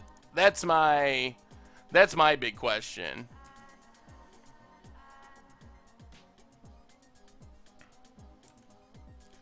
Hey, see ya, Exo Kills. Well, Sphinx's Revelation is an interesting draw here. I don't know if it's going to keep us alive. But all we can really do is slam this and hope we somehow survive.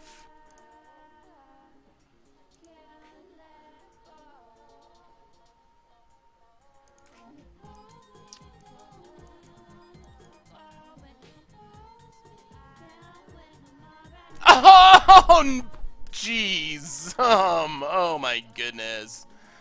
Well, we get a good top deck, but our opponent gets even better top decks, and that's the game. Well, so much for the 4-1 dream. Oh, man. We have such bad running. It's really sometimes frustrating.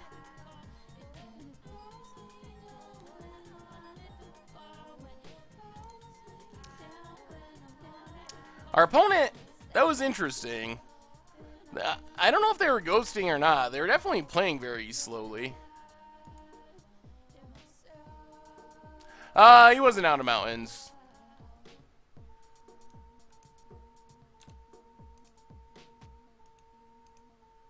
If our opponent was out of mountains, there's no way that deck would have ever won a game. Yeah, that was lethal. Our opponent had 14 points of damage. Because they get 6 damage from Primeval Titan triggers. Deck! 6 damage from Primeval Titan triggers, and then they get 6 damage from Sakura Tribe Elder triggers, and then they get 2 damage from Sakura Tribe Elders themselves. The good news is, that was like the only card in their deck that could beat us, and they had already drawn some of them, so... Yeah, the Saheeli Rai deck was fun. I liked it. There's a forest for our opponent, and a Nettle Sentinel.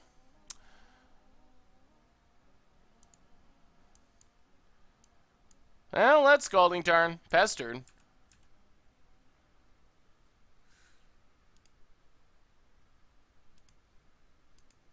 Usually, if they are in that position, you just assume they, like, always have it. Unless you're somehow, like, 40 life or something, you're pretty much always dying when they resolve a Primeval Titan. The reason I thought it would be awesome to maintain card values in collections while allowing people to grind events without needing $300 to buy an initial deck. Yeah, I think that's a good goal to have. I don't know the best way of achieving that goal exactly, but I think that's... I mean, you got all the considerations. Those are the same... considerations that I have. You got to be able to take care of the people that have already bought collections and make sure that you don't just crash the market on them or compensate them somehow, but you want it to be more accessible for new players as well. So I think those are the right considerations, but I don't know the exact right way to make it happen. Alright, play Desolate Lighthouse. I don't think Magic Online is as far as the bugginess, I think people overrate what that is. I don't think it's as bad as people make it sound. Like, there's random little bugs here and there, but I don't think it's any different than any other game or most games. So I don't know. I think Magic Online kind of gets a bad rap as far as that goes. Alright, down to 13. So we get to Horizon Canopy.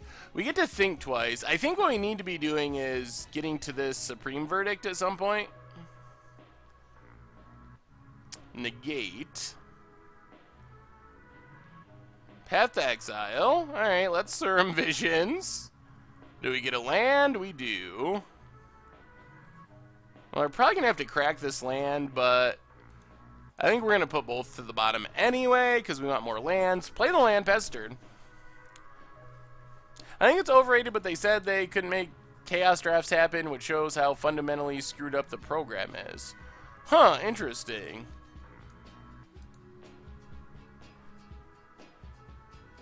Yeah, Supreme Verdict is very, very good against elves. Alright, see ya, Jadiki. I'm not saying that Magic Online doesn't have problems, but people make it sound like Magic Online is completely unplayable and all that stuff, and that's not, in my experience, you know how many video series I record and leagues I stream, and why occasionally we run into Magmasaur that gets counters instead of taking away counters and things like that. It's really not that bad. Could the program look prettier and all that stuff, be more intuitive for new players to find their way around? Definitely. There's definitely things that would improve it, but as far as just being like, oh, Magic Online is so buggy and horrible, that's just not my experience with it. Maybe that was my experience a couple years ago when they first switched over to version 4.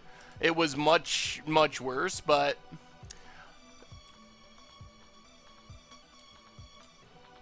I actually like the border colors. I think some of the border colors being wrong actually looks cool. I know it's probably maybe not the right opinion, but I think some of them look neat. It obviously shouldn't be that way. But that's, like, to me, that's not a... That doesn't, like, impact my gameplay. Like, if my Lightning Helix occasionally has a different color border, I don't know. That doesn't really take away from my game playing experience a significant amount. Yeah, let's path that thing. We're going shields down, but we're kind of okay with our opponent tapping out for a collected company, because that means we get to Supreme Verdict whatever they get, and that would be reasonable. Down to 6. So we kind of want our opponent just collected company right here.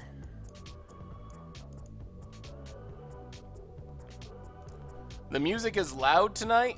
Huh. Well, I will turn it down a bit if it's too loud. Izuri, the Renegade leader.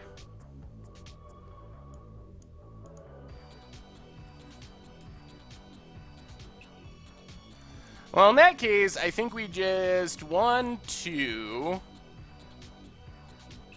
Snapcaster Mage, Flashback, Lightning Bolt. And just Lightning Bolt Izuri.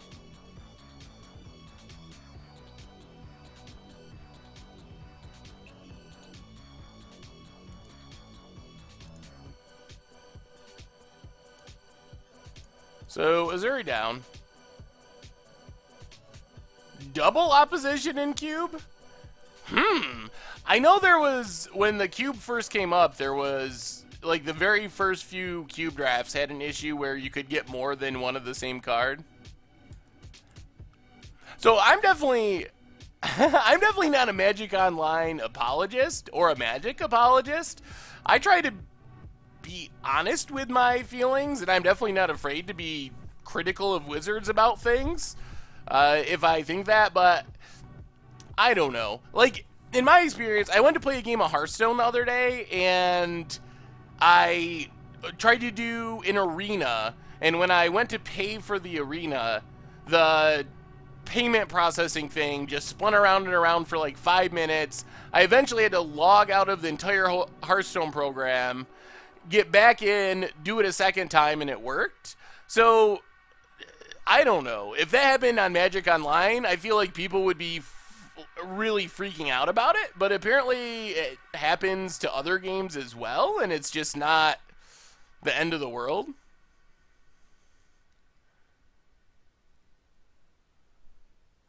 Opponent gets Nettle Sentinel and Llanowar Elves. Well, we have Supreme Verdict as an answer if we need to. Hey, what's up, Timothy? First deck I ever built was Black-White Vampires from Budget Magic. That's sweet. Magic is, in my opinion, the best game ever made, or the most fun for sure. I guess we crack Scalding Tarn. Get Ace. Oh. This is awkward. We can't get a land that lets us Supreme Verdict and Cryptic.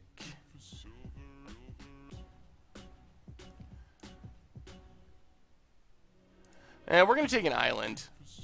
We can Cryptic first. There's a Snapcaster. Alright, pass the turn.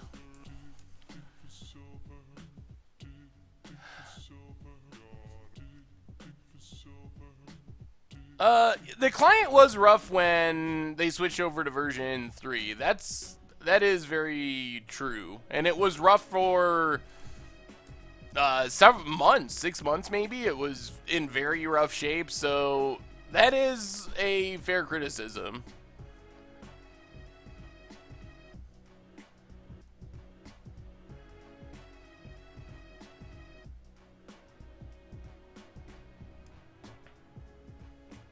Personal money investment in MTGO versus other CCGOs. So I don't know how much other CCGOs cost, honestly.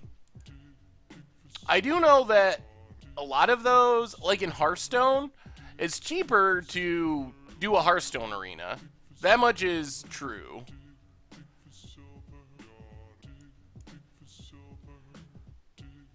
However, any money you spend on Hearthstone is also just like a sunk cost, essentially. You never get any of that money back. So I don't know. On Magic Online, you pay more up front, but your stuff has actual real value to get back.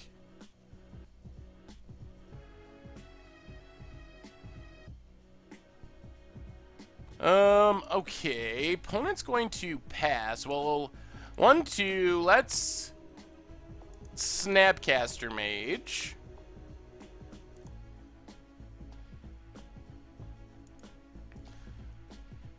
Get a path. Path one of the random elves.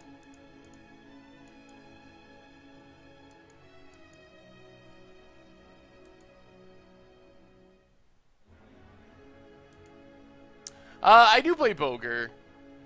I don't play as much as I used to since it's not illegal to play online anymore in New York at this point.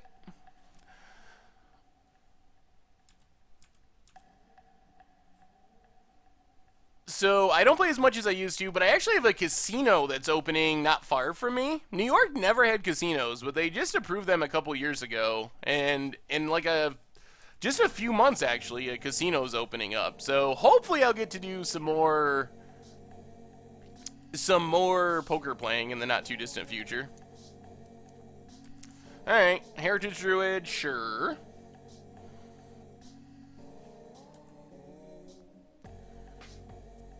Opponent passes. Well, let's think twice.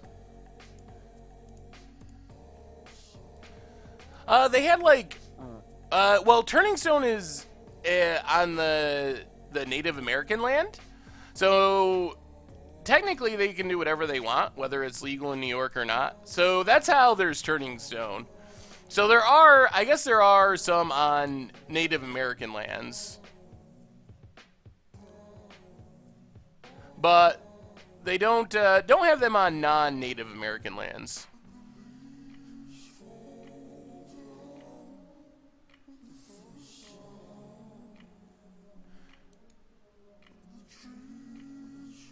Yeah, I did get to spoil Scourge Wolf. That was pretty sweet. Opponent goes attacking. Well, let's block Heritage Druid. Drop to 1. Electrolyze would be a nice draw. Wouldn't mind finding that. Even just a land to counter a collected company would be a pretty big deal here.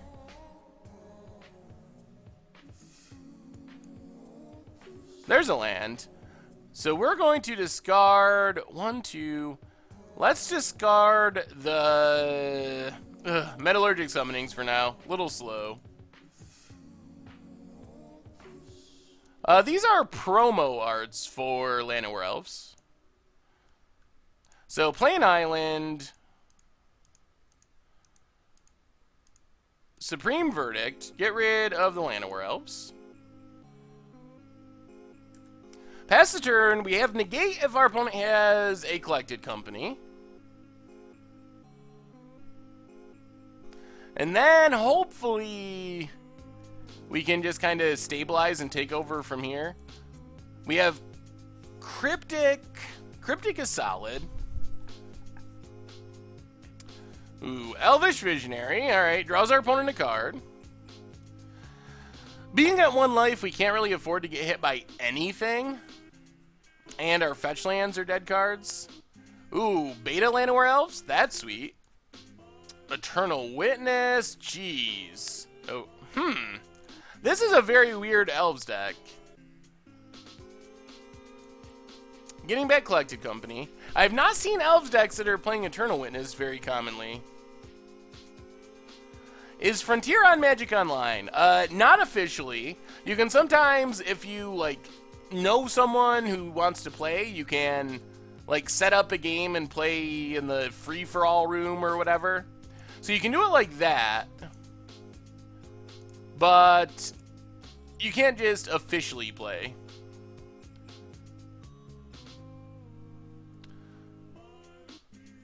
So Serum Visions.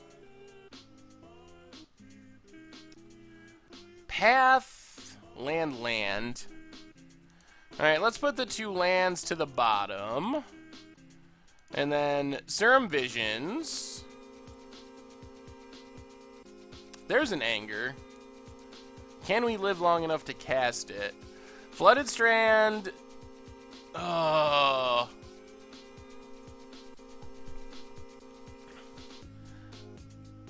Do we gotta put it to the bottom? Oh, we get to draw it. Okay. Well. Oh, we don't get to draw it.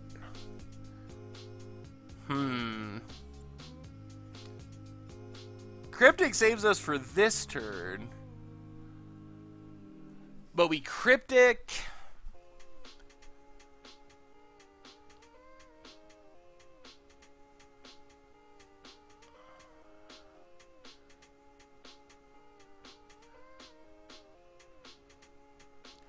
We don't have the red mana is the problem, and since that's what I'm trying to figure out, we don't have the red mana for Anger, and we can't play Steam Vents untapped.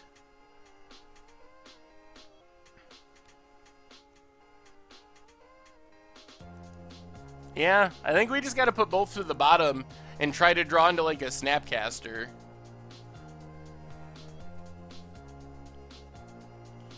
We also know our opponent has Collected Company in hand. So bottom both, we can tap draw with Cryptic.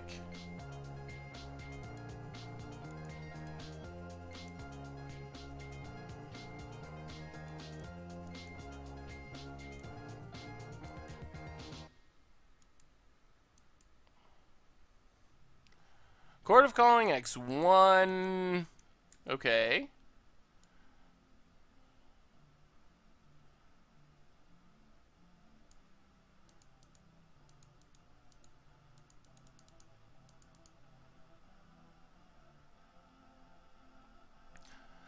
We fetched for... Someone said turn 1 fetching. We fetched for Steam Vents on turn 1.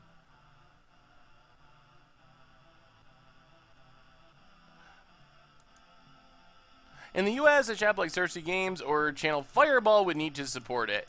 Yeah, that would help the format if a store like that picked it up.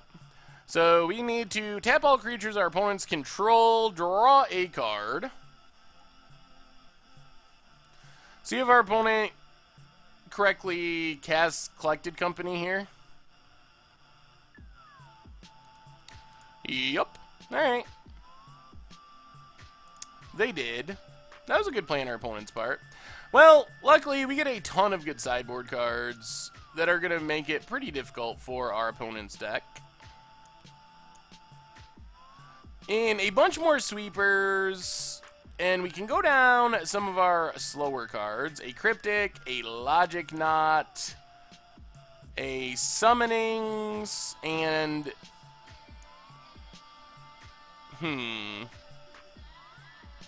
maybe one more Cryptic.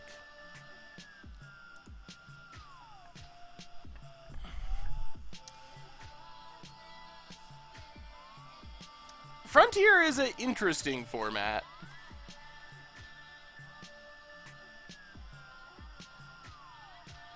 Metallurgic Summonings will 5-0 in Modern. I'll make it happen.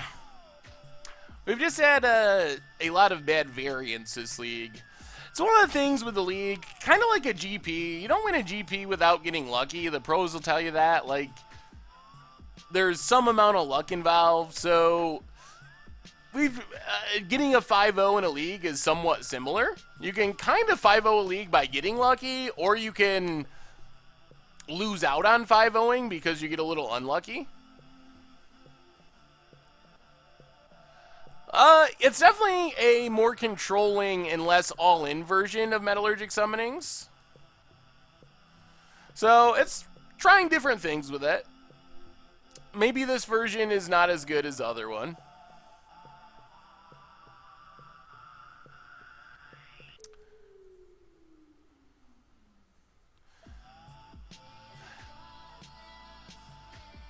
Am I going to do the Flashback Standard Gauntlets?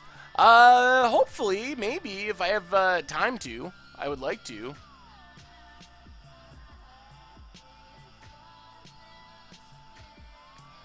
I don't know if Timely is impactful enough.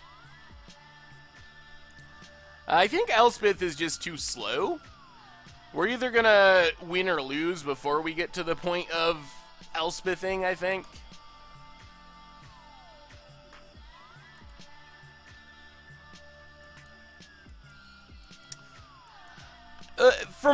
I can see why some people really like the idea of Frontier. Frontier is not exactly something that I'm excited about, but if it's something that you're excited about, you should play it.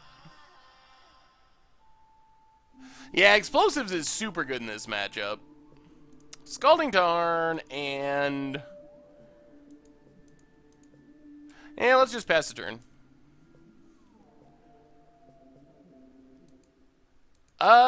We'll probably play something with the new Oath eventually, yeah. I think the Oath is deep. I think it's one of the better Oaths they have printed. The bar on Oaths isn't super high, but I think that is one of the better ones. So, Hallowed Fountain tapped.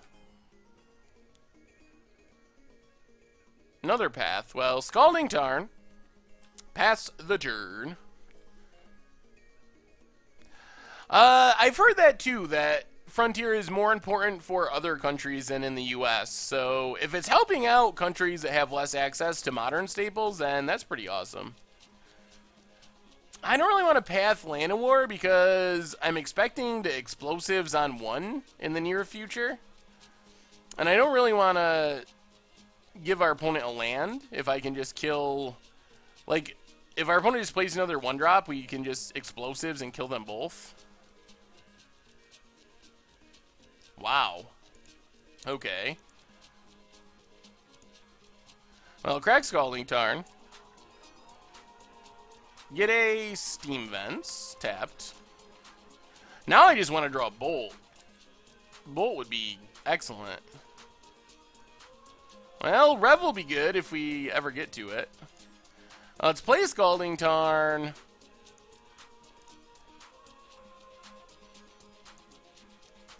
Play Explosives on 1. Pestered.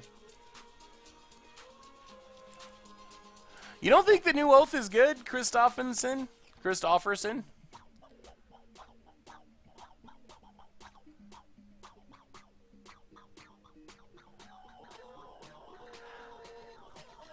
That's a interesting idea about Frontier. I don't know, though. Do you think decks that couldn't quite do it in Standard are actually going to be good enough to do it in Modern, though?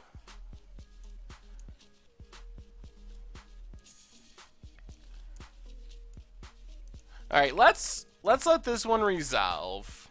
So, Imperious Perfect resolves. We crack Scalding Tarn.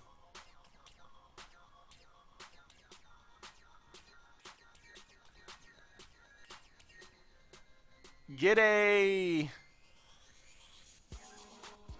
Steam Vents. Untapped. Now we're going to sack Engineered Explosives. Kill the Llanowar Elves. Land? Come on, deck. Be nice to us one time. Think twice. Alright, so pass the turn. Do we just think twice here? I don't think we can. Pass the turn. Stop on our opponent's upkeep. Path Imperious Perfect. Wow, they spend their turn making a 1-1? Okay.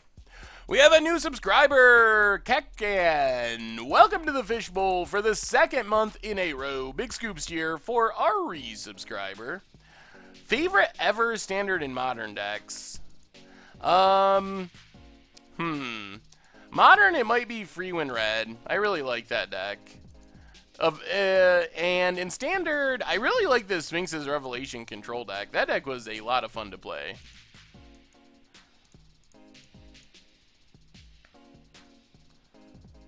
Yeah, let's think twice. No lands. Okay. Land? No land.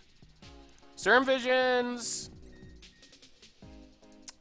We're just not good at finding those lands. Well, we can think twice. Gets us a land. Play the plains. Pass the turn. Jeez, our deck, I don't know why our deck is having such a hard time finding lands. It does not seem like our deck should be struggling to find lands so much.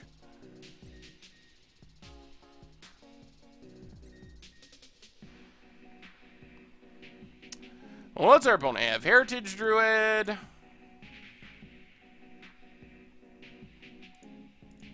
Alright, let's kill Nettle Sentinel.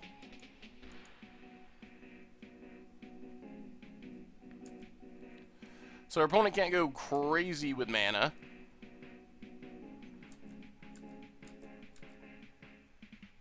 Oh, sweet, Wolf. I really have a lot of fun playing that deck, so hopefully it works well for you.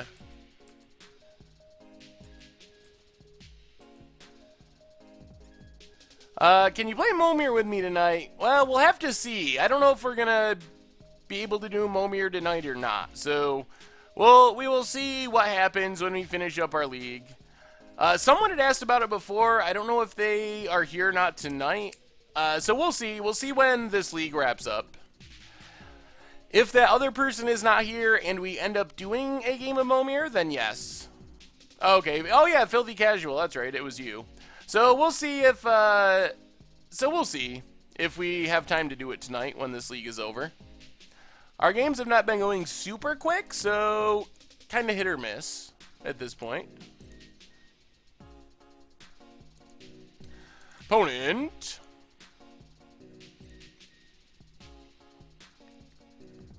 Going to pass. Okay. Lands? Alright, Ghost Quarter, go. Well, we're getting pretty close to a big Sphinx's Revelation, and that should make our lives easier.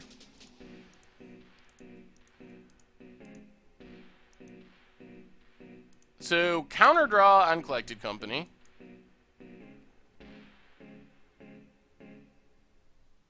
Get a Snapcaster. Nuinian's Elite. Okay. Going wide with the elves.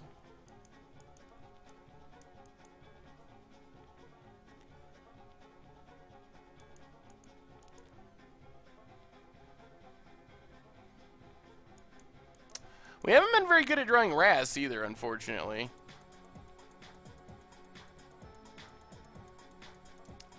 Opponent has another collected company.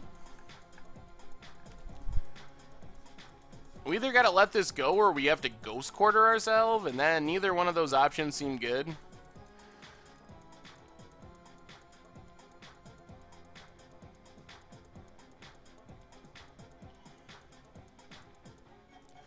I think we have to do this. This feels so bad, but...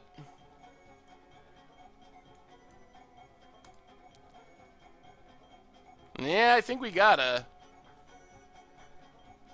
I think the price of Collected Company is about at its floor. If anything, Collected Company has shown signs of ticking up in price a little bit. Not a huge amount, but the decline seems to have stopped. So I think it's about as low as it's going to get. A couple summonings have been cast. We really need to draw Wrath. Will that happen? I don't know. We get a Loot House. Play Loot House. I think we just need to Snapcaster and Path the Heritage Druid.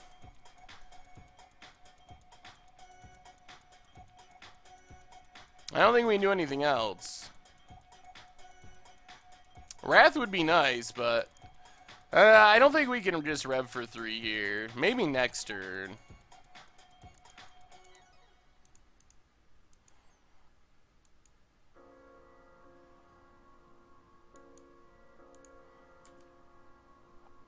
Pass the turn.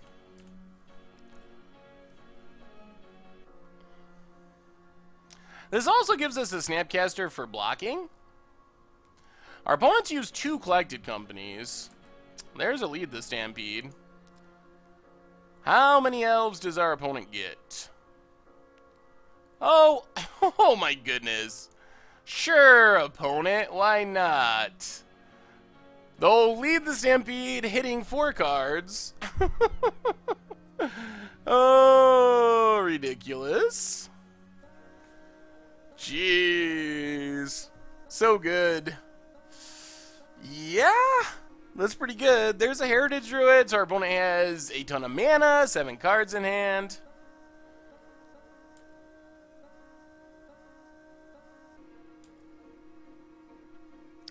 Well, we actually, I mean, this is a post-board game, so we actually have a lot of Wraths. We're just haven't been finding them consistently. See you, Rooster. Elvish Mystic. Plays a land. Plays an Ooze, so we gotta flashback our Think Twice. Wrath. Snapcaster. Which is not as good here because our opponent has an Ooze now. Unless they go shields down, then we might be able to Snapcast or something. I flashback the Think Twice, the Hammer DK. We did it. We got there with the Think Twice.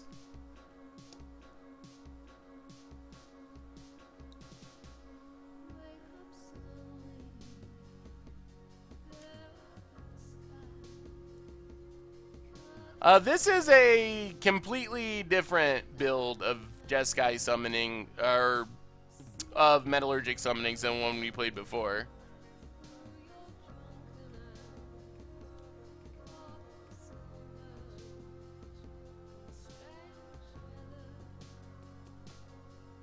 Yeah, except our opponent gets to eat all of our stuff with Scavenging Ooze. Wrath? Bolt.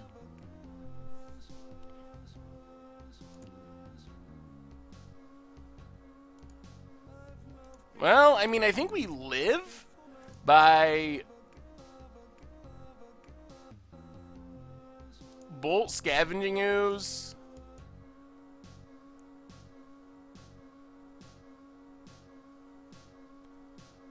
And then we can just pass the turn. Our opponent has so much mana, though.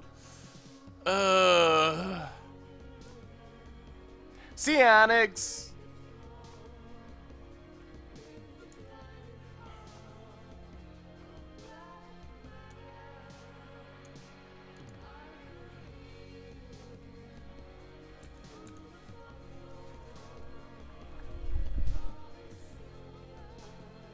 There's Elvish Archdruid. Okay. Well, we can kill that. We're still going to have to draw a bolt at some point if any of this is going to matter. Or better yet, a Wrath. Opponent goes on the big attack. Well, let's Snapcaster. Snapcaster, a Lightning Bolt. Lightning Bolt, Elvish Archdruid.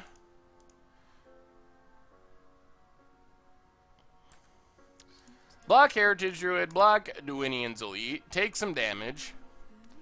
Down to 8. Oh, does our opponent have more? They played all the cards they got from that Lead the Stampede. We're kind of staying alive. Oh, no! How many this time? Archdruid, Llanowar Elves. Oh, man, they've hit so many cards off that.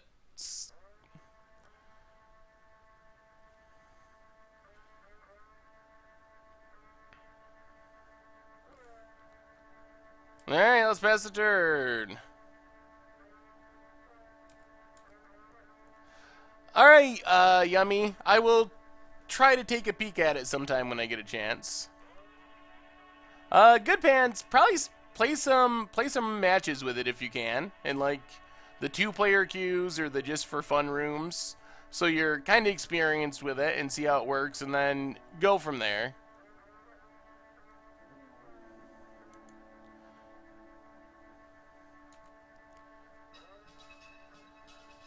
Opponent goes attacking. Well, we just gotta rev and hope for the best. Hope we don't die. So, rev, X3. If they have Collected Company for more Lords, we're dead.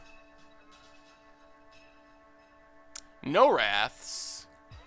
Lightning Helix is sort of a card-ish. Oh! Our deck is betraying us so much. What's our opponent have here? Well, we've stayed alive through like half of our deck, but without finding any Wraths. Alright. Wrath? Sulfur Falls.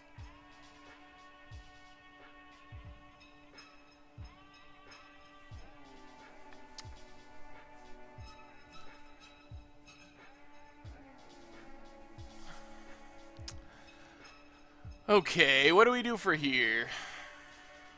So we need Serum Visions.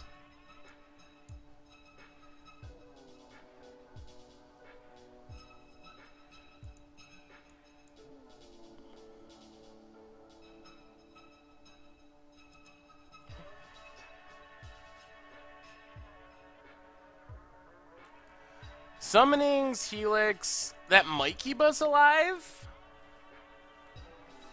Serum Visions only really matters if we hit exactly a Wrath.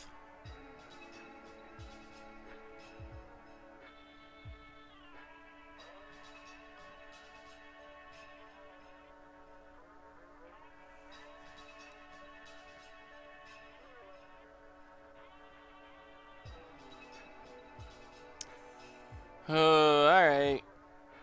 We know our opponent has what? Dwynnian's Elite? Yeah, I guess that's what we gotta do. So, play Sulfur Falls. Play Metallurgic Summonings. Alright, yeah, I mean, if we actually survive here, this... Could you imagine how good this line would have been if we had... If we had actually just drawn a Wrath in the top half of our deck? And that'd be the game, boys and girls. Kill that. Yeah, we're still dead. What would we have drawn if we had cast Serum Visions? Cryptic would have kept us alive. into Helix. Well, I feel like we've gotten incredibly unlucky this league. Just at every step of every game, we've just had so much variance. Yeah, we can get the sweet 2-3 with our horrible running. After sideboarding, we have what? 1, 2, 3, 4 or 5, something like that. And once we get 1, we have 4 Snapcasters, so we're able to flash them back. There's an anger. Let's see. There's an anger and a Supreme Verdict in the main deck. There's a Wrath of God and an anger and an Engineered Explosives in the sideboard, and then the 4 Snapcasters to get them back. All right. Well, let's see if we can finish off this league strong, even though the record not going to be good. So, well, we tried another build of Metallurgic Summonings. Perhaps this is not the right build of Metallurgic Summonings, but it's another attempt at it. I think I actually had more success with the build we played for Budget Magic, honestly. But I think this might be a stronger deck overall.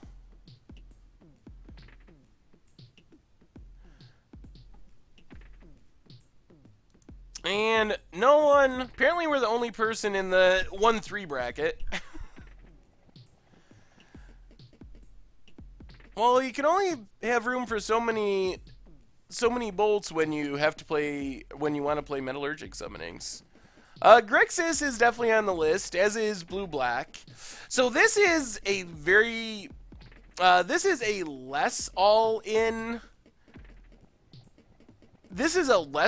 version of Summonings than we played before, so perhaps a more all-in version with big free spells is the next thing to try, or the next thing that I'm going to try. Don't I think Modern, being a non-rotating format, is a little boring because it always has the same Tier 1 decks? I don't think that's really true. I think... I was just looking at this the other day. In Modern, we see a lot of the decks that are in the top tier, but they all make up a tiny percentage of the metagame. D. Ford, welcome to the Fishbowl, and thank you for your subscription. Big Scoops cheer for our new subscriber. So in Modern, there's just like such a huge difference between Modern and Standard. In Modern, the number 1 deck is less than 10% of the format. So you're going to play that 1 out of every 10 rounds, if like on the tournament scene. And then there's a ton of decks that are like 5%, so maybe not you'll play them at a GP if you go. So, but in Standard, the top 4 decks are like 60% of the tournament. So it's very different. So even though the decks don't change as much, it's more shifting from 10% to 5%, from 5% to 10%, things like that. Compared to Standard, where decks come in, then completely disappear, and then shoot to the top of the format, and then are gone altogether because of rotations and so forth. In Modern, it's more those small shifts, but there's so many different viable decks that it doesn't really feel boring. Like, sure, you run into some leagues where you play Infect 3 times in a row, and it's super boring. But then that's not necessarily the norm. You're kind of got unlucky if that is your experience in a league because the format's so diverse. Yeah, it almost has to be Merfolk. The one thing that I'm questionable about in Modern is that there are some really fast kills, and I don't know if I still think there needs to be more safety valve cards in Modern. I don't think literal Force of Will can do it, but something along those lines to keep fair decks alive from Infect, Goryo's Vengeance, stuff like that in the first couple turns of the game. So those are still things that I would like to see dealt with. But from a big picture perspective, Modern is actually a pretty diverse format, I think, at the moment. There's a Curse Catcher. So definitely Merfolk. I don't know about Misstep. Misstep is... Then everyone just has to play Misstep, and the format becomes about who's better at drawing their missteps, and that's just not really... I don't know if that's fun. I actually... When I play Legacy for fun, Miracles is the deck that I play most. Either that or I occasionally play, like, some Thopter, Sword, Stoneforge-y, pseudo-Miracles type decks, but... Black-White Tokens is... I mean, it's not a top-tier deck, but it can win matches. It can have trouble sometimes against the unfair decks. It's very good at clogging up the board and winning against creature-based, like, somewhat fair decks, but you're really leaning hard on a limited number of discard spells if your opponent's going for, like, turn 1 or turn 2 combo. Well, not turn 1, but fast combo decks. Even, like, Ad Nauseam Speed, things like that, Escape Shift. Those matchups can be a bit sketchy. Opponent has a Silvergill Adept.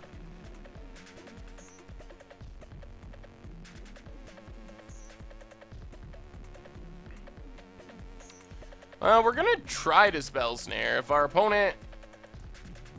Alright, they let it go. That's fine. Jeez, we have all the Snapcasters. Luckily, we have this Supreme Verdict. We're going to have to make sure this Supreme Verdict can actually win the game.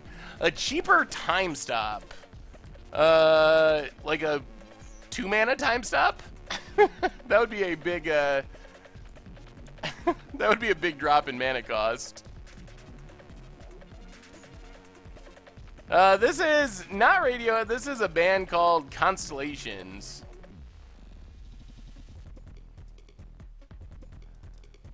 But it sounds slightly Radiohead-esque. Alright, another Ether Vial. For Merishri.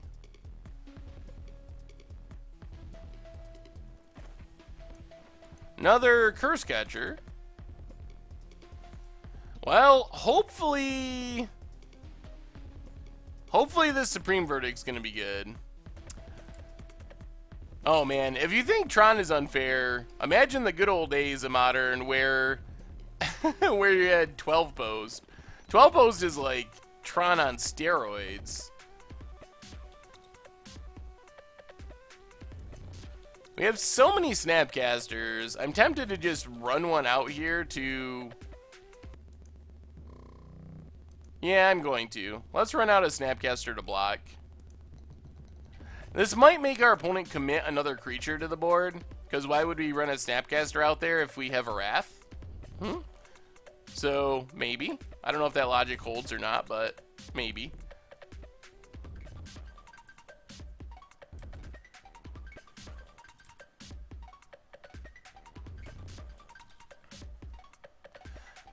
Alright, opponent plays another creature.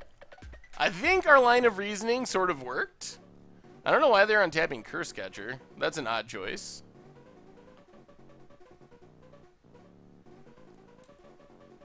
Well, this Supreme Verdict might just win us the game. Wow. Alright, opponent is empty-handed. Ye old 4-for-1. So, get the Steam Vents tapped. Yeah, this is going to be a good Supreme Verdict.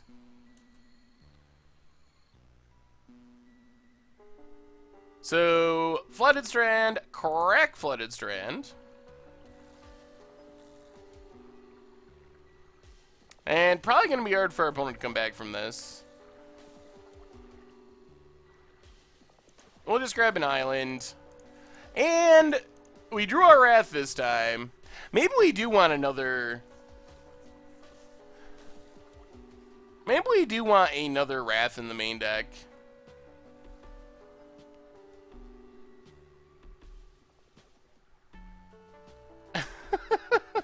Luckily, they were empty-handed, but... So Daze and Force of Will are two cards that, on their face, seem like they could be good solutions to the problem. The issue is, Infect will play those cards, and a lot of the other unfair decks will as well.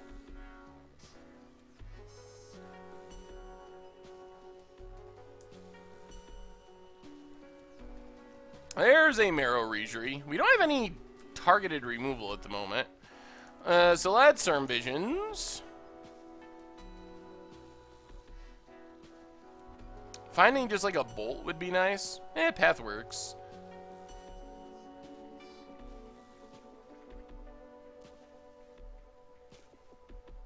Alright, let's just bottom both. Play Colonnade and pass the turn.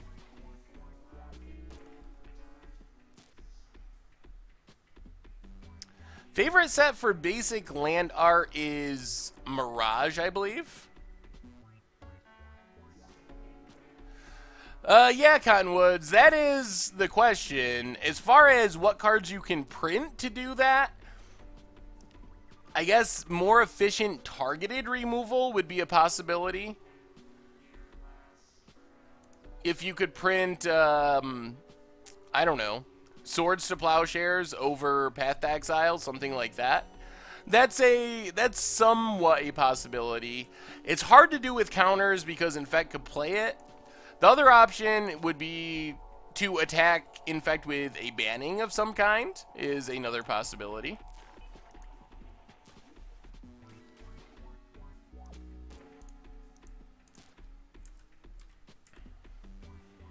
Shards of Alara, favorite land art?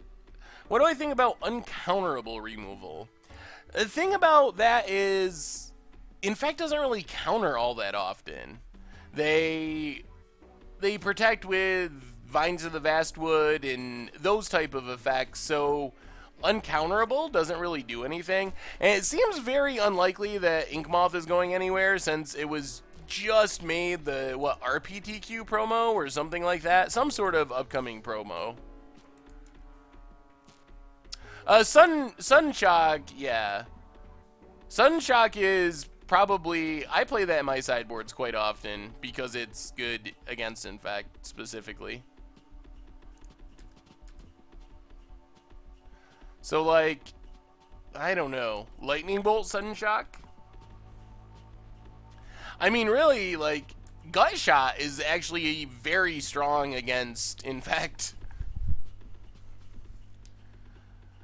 I don't even want to say the ban list should be more strict. I think the ban list right now is pretty illogical. If we're, with the format being the speed it is, it's almost a joke to me at this point that you would have a card like Jace banned.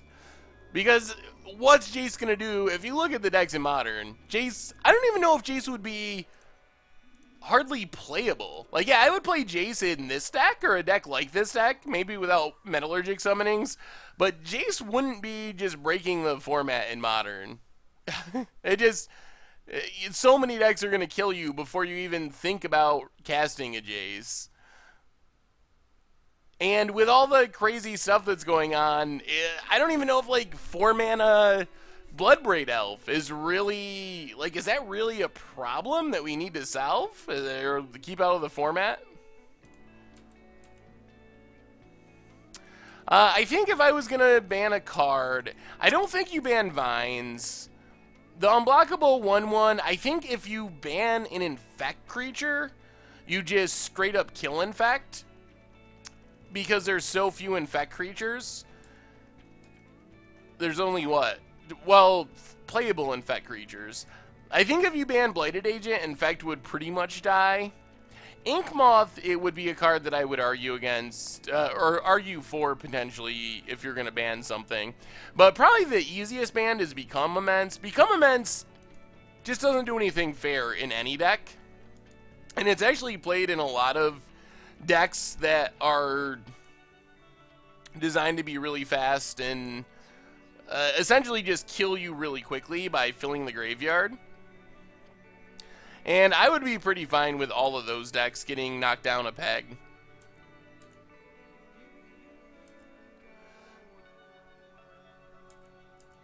I mean, most of the problems, when it really comes down to it, most of the problems in Magic's history, and it's the same problems we're still dealing with in Modern today, has to do with cards that cheat on mana costs. And Delve is a big example of cheating on mana costs. When you're casting Dig Through Time for 2 mana consistently and Become Immense for 1 mana consistently, that's a pretty messed up Magic card. So I don't know. I think that that's a big problem. You can make that same argument about the Phyrexian mana. Like, really, that's what those spells are doing. They're also breaking the color pie, but there's still cards that are cheating on mana cost. So those are the biggest problems throughout Magic's history, and those are probably the biggest problems today, in all honesty.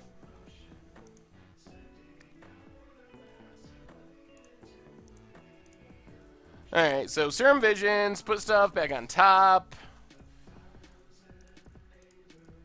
Serum Visions, get our land.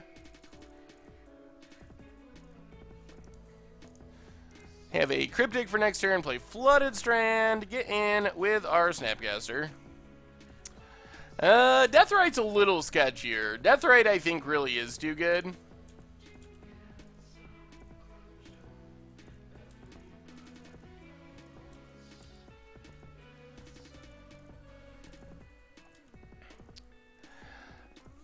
Probe is funny because that card doesn't even seem too powerful, but I think that they're just, all those cards are such big color pie violations. That's, I guess, my biggest problem with them. Like, it's just, mono blue decks should not be able to mutagenic growth, and mono green decks should not be able to get Gitaxian Probe. So that's my dislike of those cards. Do they need to get banned? I don't know. The reason they're so busted at the moment is because they fuel the Delve cards, I think, is the biggest thing. But they're also good with prowess and stuff like that. So maybe there's an argument for that. I know Jeff Hoogland, that was one of his arguments, was just to ban all Phyrexian mana cards. But I'm not really on board with that. I don't think so. But they are another example of cards that are probably not ideal. If Wizards could go back and do it again, I think they would do Phyrexian mana differently. I think you could do Phyrexian mana with the paying a life cost, but I think you need to have some sort of color commitment there too. I think that ends up being the bigger problem, is you need to have some sort of color commitment. So maybe if Dismember was 1 black into Phyrexian mana, or Phyrexian black mana, then that would probably be fine. Alright.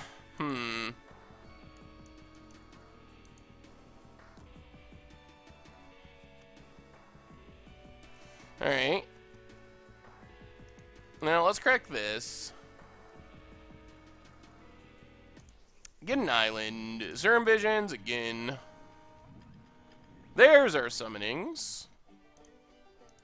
Put on top, put on top. Get in with our Snapcaster Mage. Well, we're gonna get a... It looks like we might get a summoning skill here.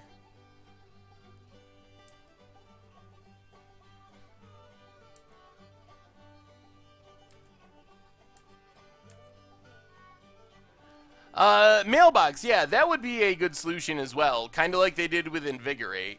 So, like, you can cast this for free if you have a forest. Like, if they did that, I would be on board with that. What do I think of Disrupting Shoal and the Spoiled counter?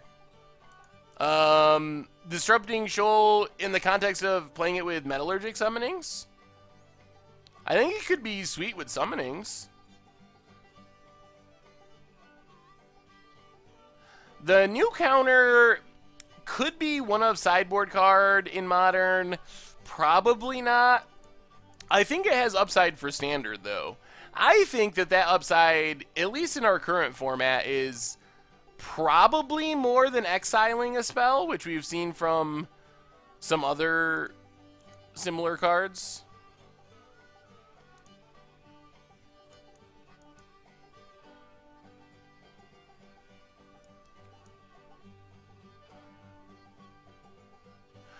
Disrupting Shoal in the context of Modern is just so limited because of the converted mana cost restriction. It's actually really hard to counter the things that you want to. Wait, is someone talking bad about Blood Moon? Who's talking bad about Blood Moon? I don't understand people's dislike for Blood Moon. I really don't get it. Blood Moon is just, it's pretty fair. In my opinion, Blood Moon is the epitome of a fair Magic card. If you people like to blame the person that casts the Blood Moon, but really, if you get Blood Moon and you can't cast any spells, in my opinion, you just need to look in the mirror. And if you're not casting spells, the problem isn't that I'm being a jerk and casting Blood Moon. I think the problem is you maybe didn't put enough basics in your deck. And I know there's a lot of there's a lot of big name players and pros that disagree with me on that and think the opposite, but that's my feelings on Blood Moon, is I think it's fair. Alright, let's Snapcaster. Maybe? Yeah, alright. So, lesson of this deck is, I don't really think this is... Apparently I'm a Moto apologist and a Blood Moon apologist. I just apologize for everything. My impression of this deck is... I don't know if this is the greatest Summonings deck. In the games we win, we don't necessarily need Summonings every time. And in the games we lose, Summonings doesn't really save us. So next time I play Summonings, I'm going with a more all-in build of Summonings. That's on my to-do list. A all-in combo-y build. Even more all-in than the Budget Magic build, I think.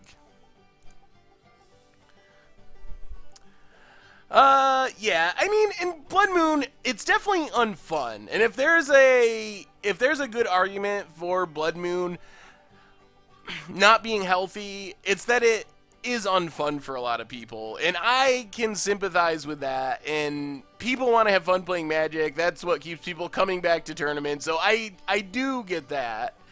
So I see that aspect of it. But I really do think that Blood Moon generally is a card that makes the format better, because I think that the professor posted a video on this, but I do agree with him that having the lack of a Blood Moon and other similar cards in Frontier is actually going to be potentially an issue. Like, if you remember the standard that was $1,000 decks with Jace, everything was 4 to 5 colors. Everything essentially looked the same because you were... everyone could just play the best possible cards of every color in their deck. That's is a real concern that could happen in Frontier, because they're going to keep printing more and more powerful cards, and they're going to keep printing potentially better basic lands. Sooner or later, you're going to get the other half of the fetch land cycle. So there's really no... You don't even have a Tectonic Edge or a Ghost Quarter. So there's just no punishment to keep people from going all in on those 4 or 5 color decks.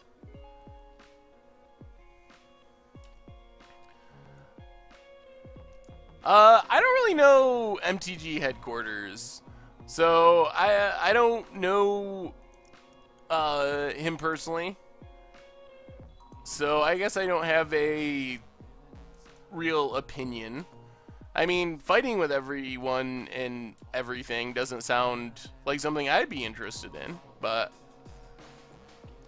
Alright, we just gotta close out this game, I think. Our opponent doesn't have any lands, so we should probably try to kill them.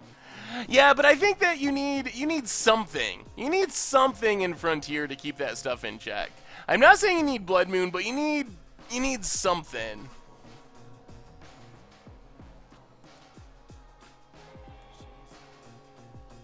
Alright, opponent got a land.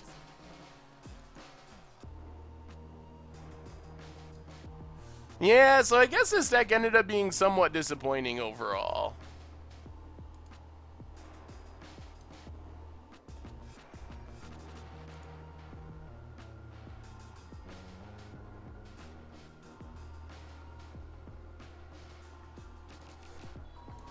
Alright, opponents passing.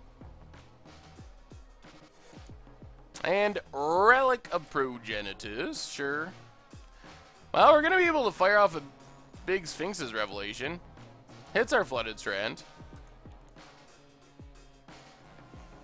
Play Flooded Strand, pass the turn. Do we even have lands left to get? We better have fetchable lands.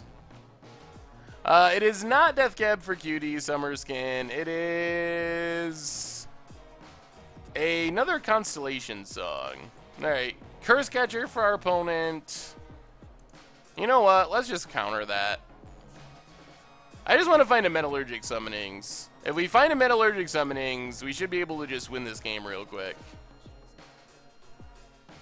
So, counter draw. We're not able to punish. Without a Summonings, we can't really punish our opponent for this bad draw. Disallow does counter fetch land activations, or can counter fetch land activations.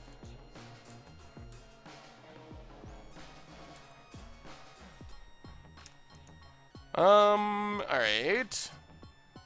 So I guess Island go.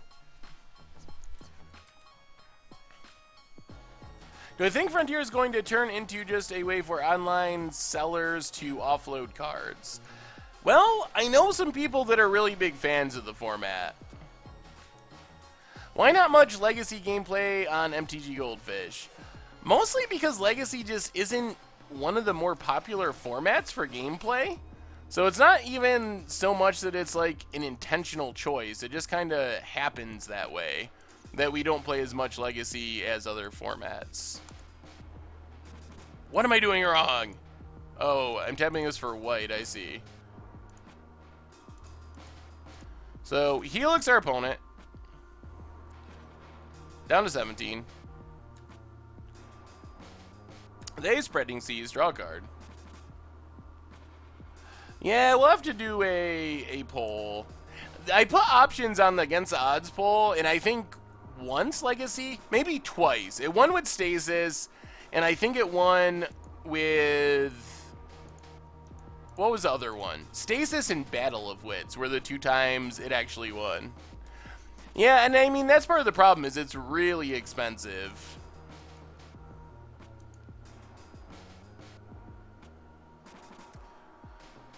There's an island for our opponent.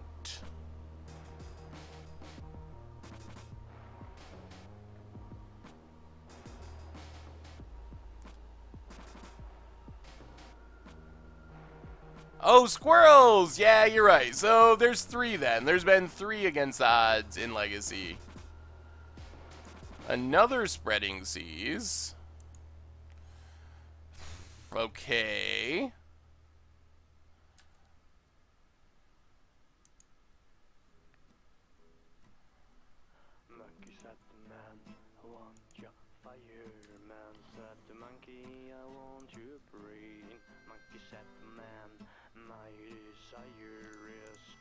Let's crack Flooded Strand. Get our last white source. We're gonna need that for our Sphinx's Revelation. Alright, Flooded Strand. Think twice. There's a Summonings. Alright. It's Summonings time. Well, maybe this league didn't go well. Maybe there were some issues, but we are going to Summoning someone. There's the Summoning. Summoning's down. We even get the Rev with the Summoning. Oh my goodness.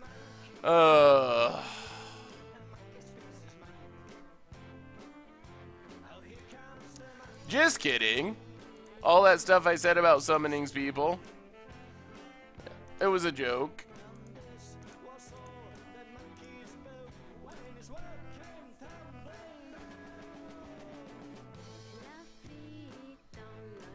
Yeah, they got us. I guess I should have played an untapped land first. Holiday Cube is up, and we'll definitely do a Holiday Cube draft at some point. Pass the turn. Yeah, we did get pretty wrecked there.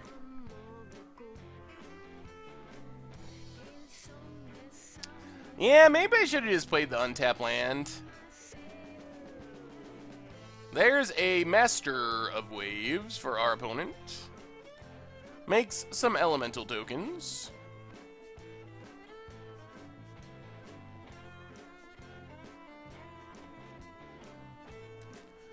Activates. Yup.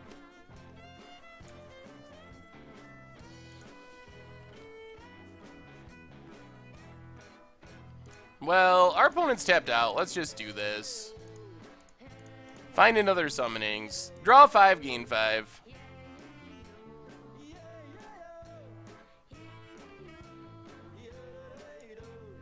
Alright, there's the Summonings.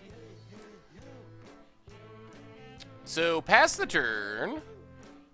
We also got a path to kill the Master.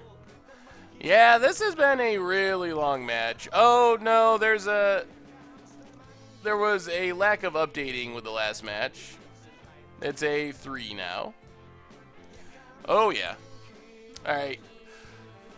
So, discard Tarn, think twice, and Lightning Bolt.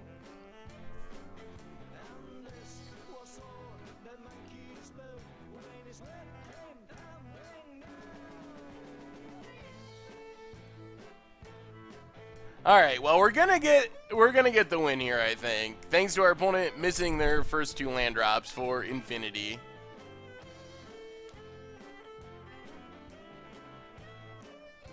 I love Holiday Cube, Jay Zoller. I think it's a ton of fun. But it's pretty broken. It's very powerful and a lot of broken cards, so expect to do something very broken or be able to defend yourself from broken things like on the first couple turns, because it's definitely not unlikely to get Blightsteeled on turn 1 or Emerald on turn 1 or 2 off of a channel or something like that. So there's definitely a lot of things like that that can happen. Holiday Cube is a cube draft format they have on Magic Online during the holiday season. I think they actually call it Vintage Cube now, but... And it's got all the Power 9 cards. It's very, like, the most powerful cube. And a Curse Catcher. Alright. Well, play the island. 1, 2, 3, 4, 5. Metallurgic Summonings. Finally down.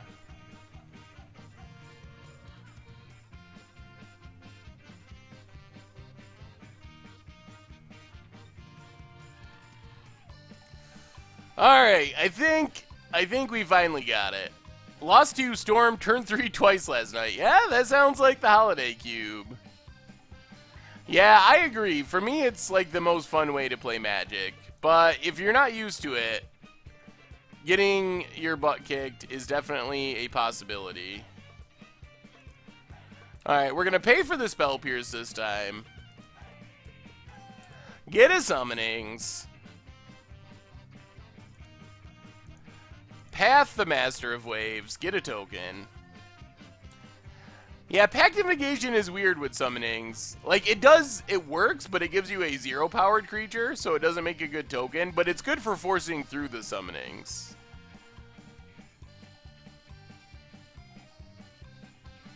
Alright.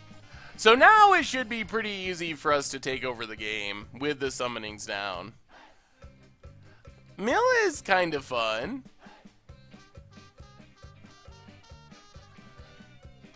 I mean, I think it's, like, theoretically possible to build a fair creature deck like that, Jay Zoller, in the Holiday Cube.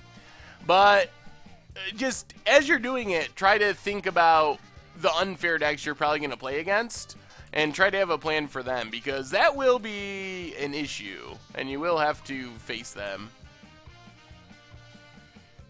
This is Game 3, the very last game of our league for tonight. Opponent gets in, 4-3. And it should just be a matter of us putting the last pieces together here.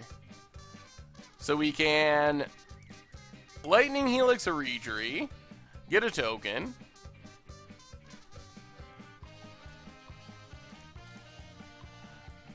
Snapcaster Mage. Get a Path. And then Path Origery. Get a token. Summonings is so sweet when it goes off, though. No Momir tonight, I don't think. Our league ended up being a pretty long one, so Momir is probably going to have to wait for next week.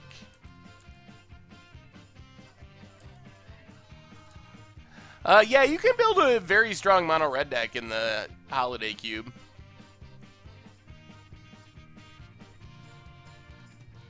Well, we're finally seeing Metallurgic Summonings do some work. It took a while, but we're finally getting there.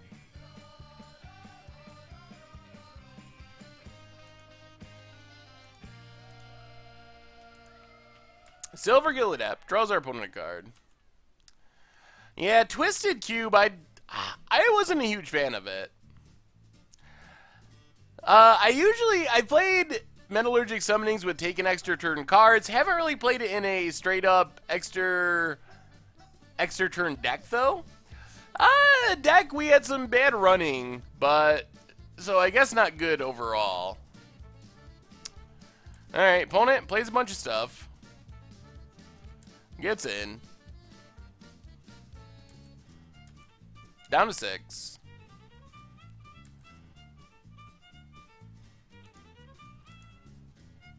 Well, Lightning Bolt. Oh, that's not red mana. Let's Lightning Bolt, Lord of Atlantis.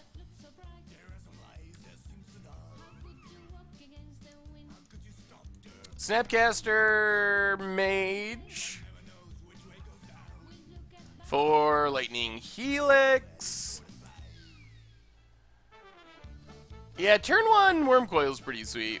Not a big fan of metal. Get another token. Attack with everything. Go back up to 9. Leave up our Cryptic. And yeah, next turn should be the ending turn.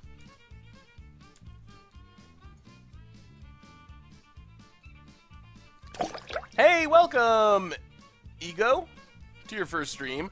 Igoti and Nosi, welcome to the Fishbowl, and thank you for your subscription. Big scoops cheer for our new subscriber. Thank you, thank you, thank you.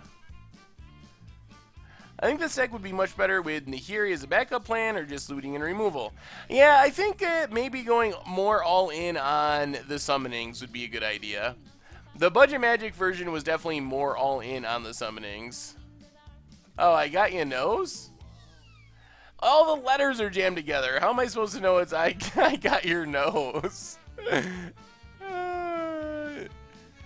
They need spaces. Twitch needs to implement spacing in the letters of usernames. Alright, opponent's going wide.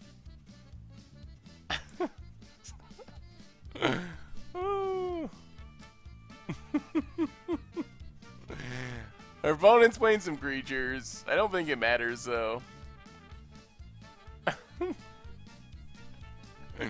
Oh, what did I say? Iganatosi? Oh, Good Pants. Good Pants is an easy one. Yeah, underscores works, Count Coco Fang. I appreciate your underscores. It makes it easier for reading. Oh, I got ya nose. Yeah, see, I see it there. Oh, dear. Well, luckily...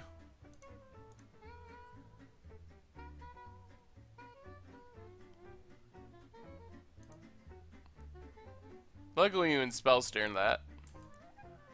Get another token. Opponent untaps their land. Scumble to your nose. Opponent. Alright, we should be able to... 2, 4, 6. Yeah, this should finish it. Anger. Well, let's tap all our opponent's creatures, draw a card, get a 4/4.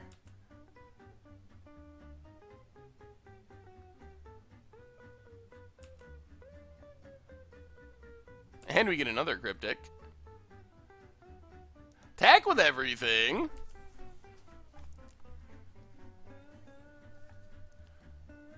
And we're finally getting the Metallurgic Summonings win. Oh, alright, so a little disappointed with this deck overall, but there's more time to get the 5-0 with Summonings. This was just not the right build. I don't think blocking saves our opponent, right? 2, 4, 6, 7, 8, yeah, it does not. Every 2 weeks is this or that. So, a new one coming out tonight, actually. So, this should be lethal. Alright, so no treasure chest. Deck, not as good as I was hoping. But we'll try another one. So yes. New This or That Magic coming out tonight with me and Tomer. And the topic is hats or beards for this or that magic. So, no Momir tonight. Our league went long. So I think we're going to have to call tonight. But Filthy Casual, you are still on the top of the list for next time we play Momir. Hopefully next week. Yeah, Filthy Casual is at the top of the Momir list, but we're not going to be able to do it tonight. So let's see. This or that coming out tonight. Commander Clash coming out Friday night / Saturday morning. Articles and all that stuff over the weekend. On the way out the door, a quick reminder, check out our sponsor, Loot Crate. They have some really cool boxes that they'll send you every month, starting at $13.95. You can get 10% off with our code BRIDGE10, so go to Loot Crate, or try lootcrate.com/MTGGoldfish. They have anime boxes, and this month's box has Assassin's Creed, Firefly, Funko Pop stuff, so check them out. Also, if you're looking for old streams, check out the MTG Goldfish Replay YouTube channel. And if you want to support the stream, check out the merch page. We got sleeves and shirts and deck boxes, tons of cool stuff, playmats, so that's a good way to support the channel. Anyway, you all are awesome. I'll be back on Tuesday for another one. Hopefully some better results. Not Metallurgic Summonings. We'll shelve that for the time being, but once I achieve the 5-0 with it, I will make sure to let you know one way or another. So, thanks so much for hanging out and being awesome. It was a ton of fun. Have a wonderful weekend, and I will talk to you soon.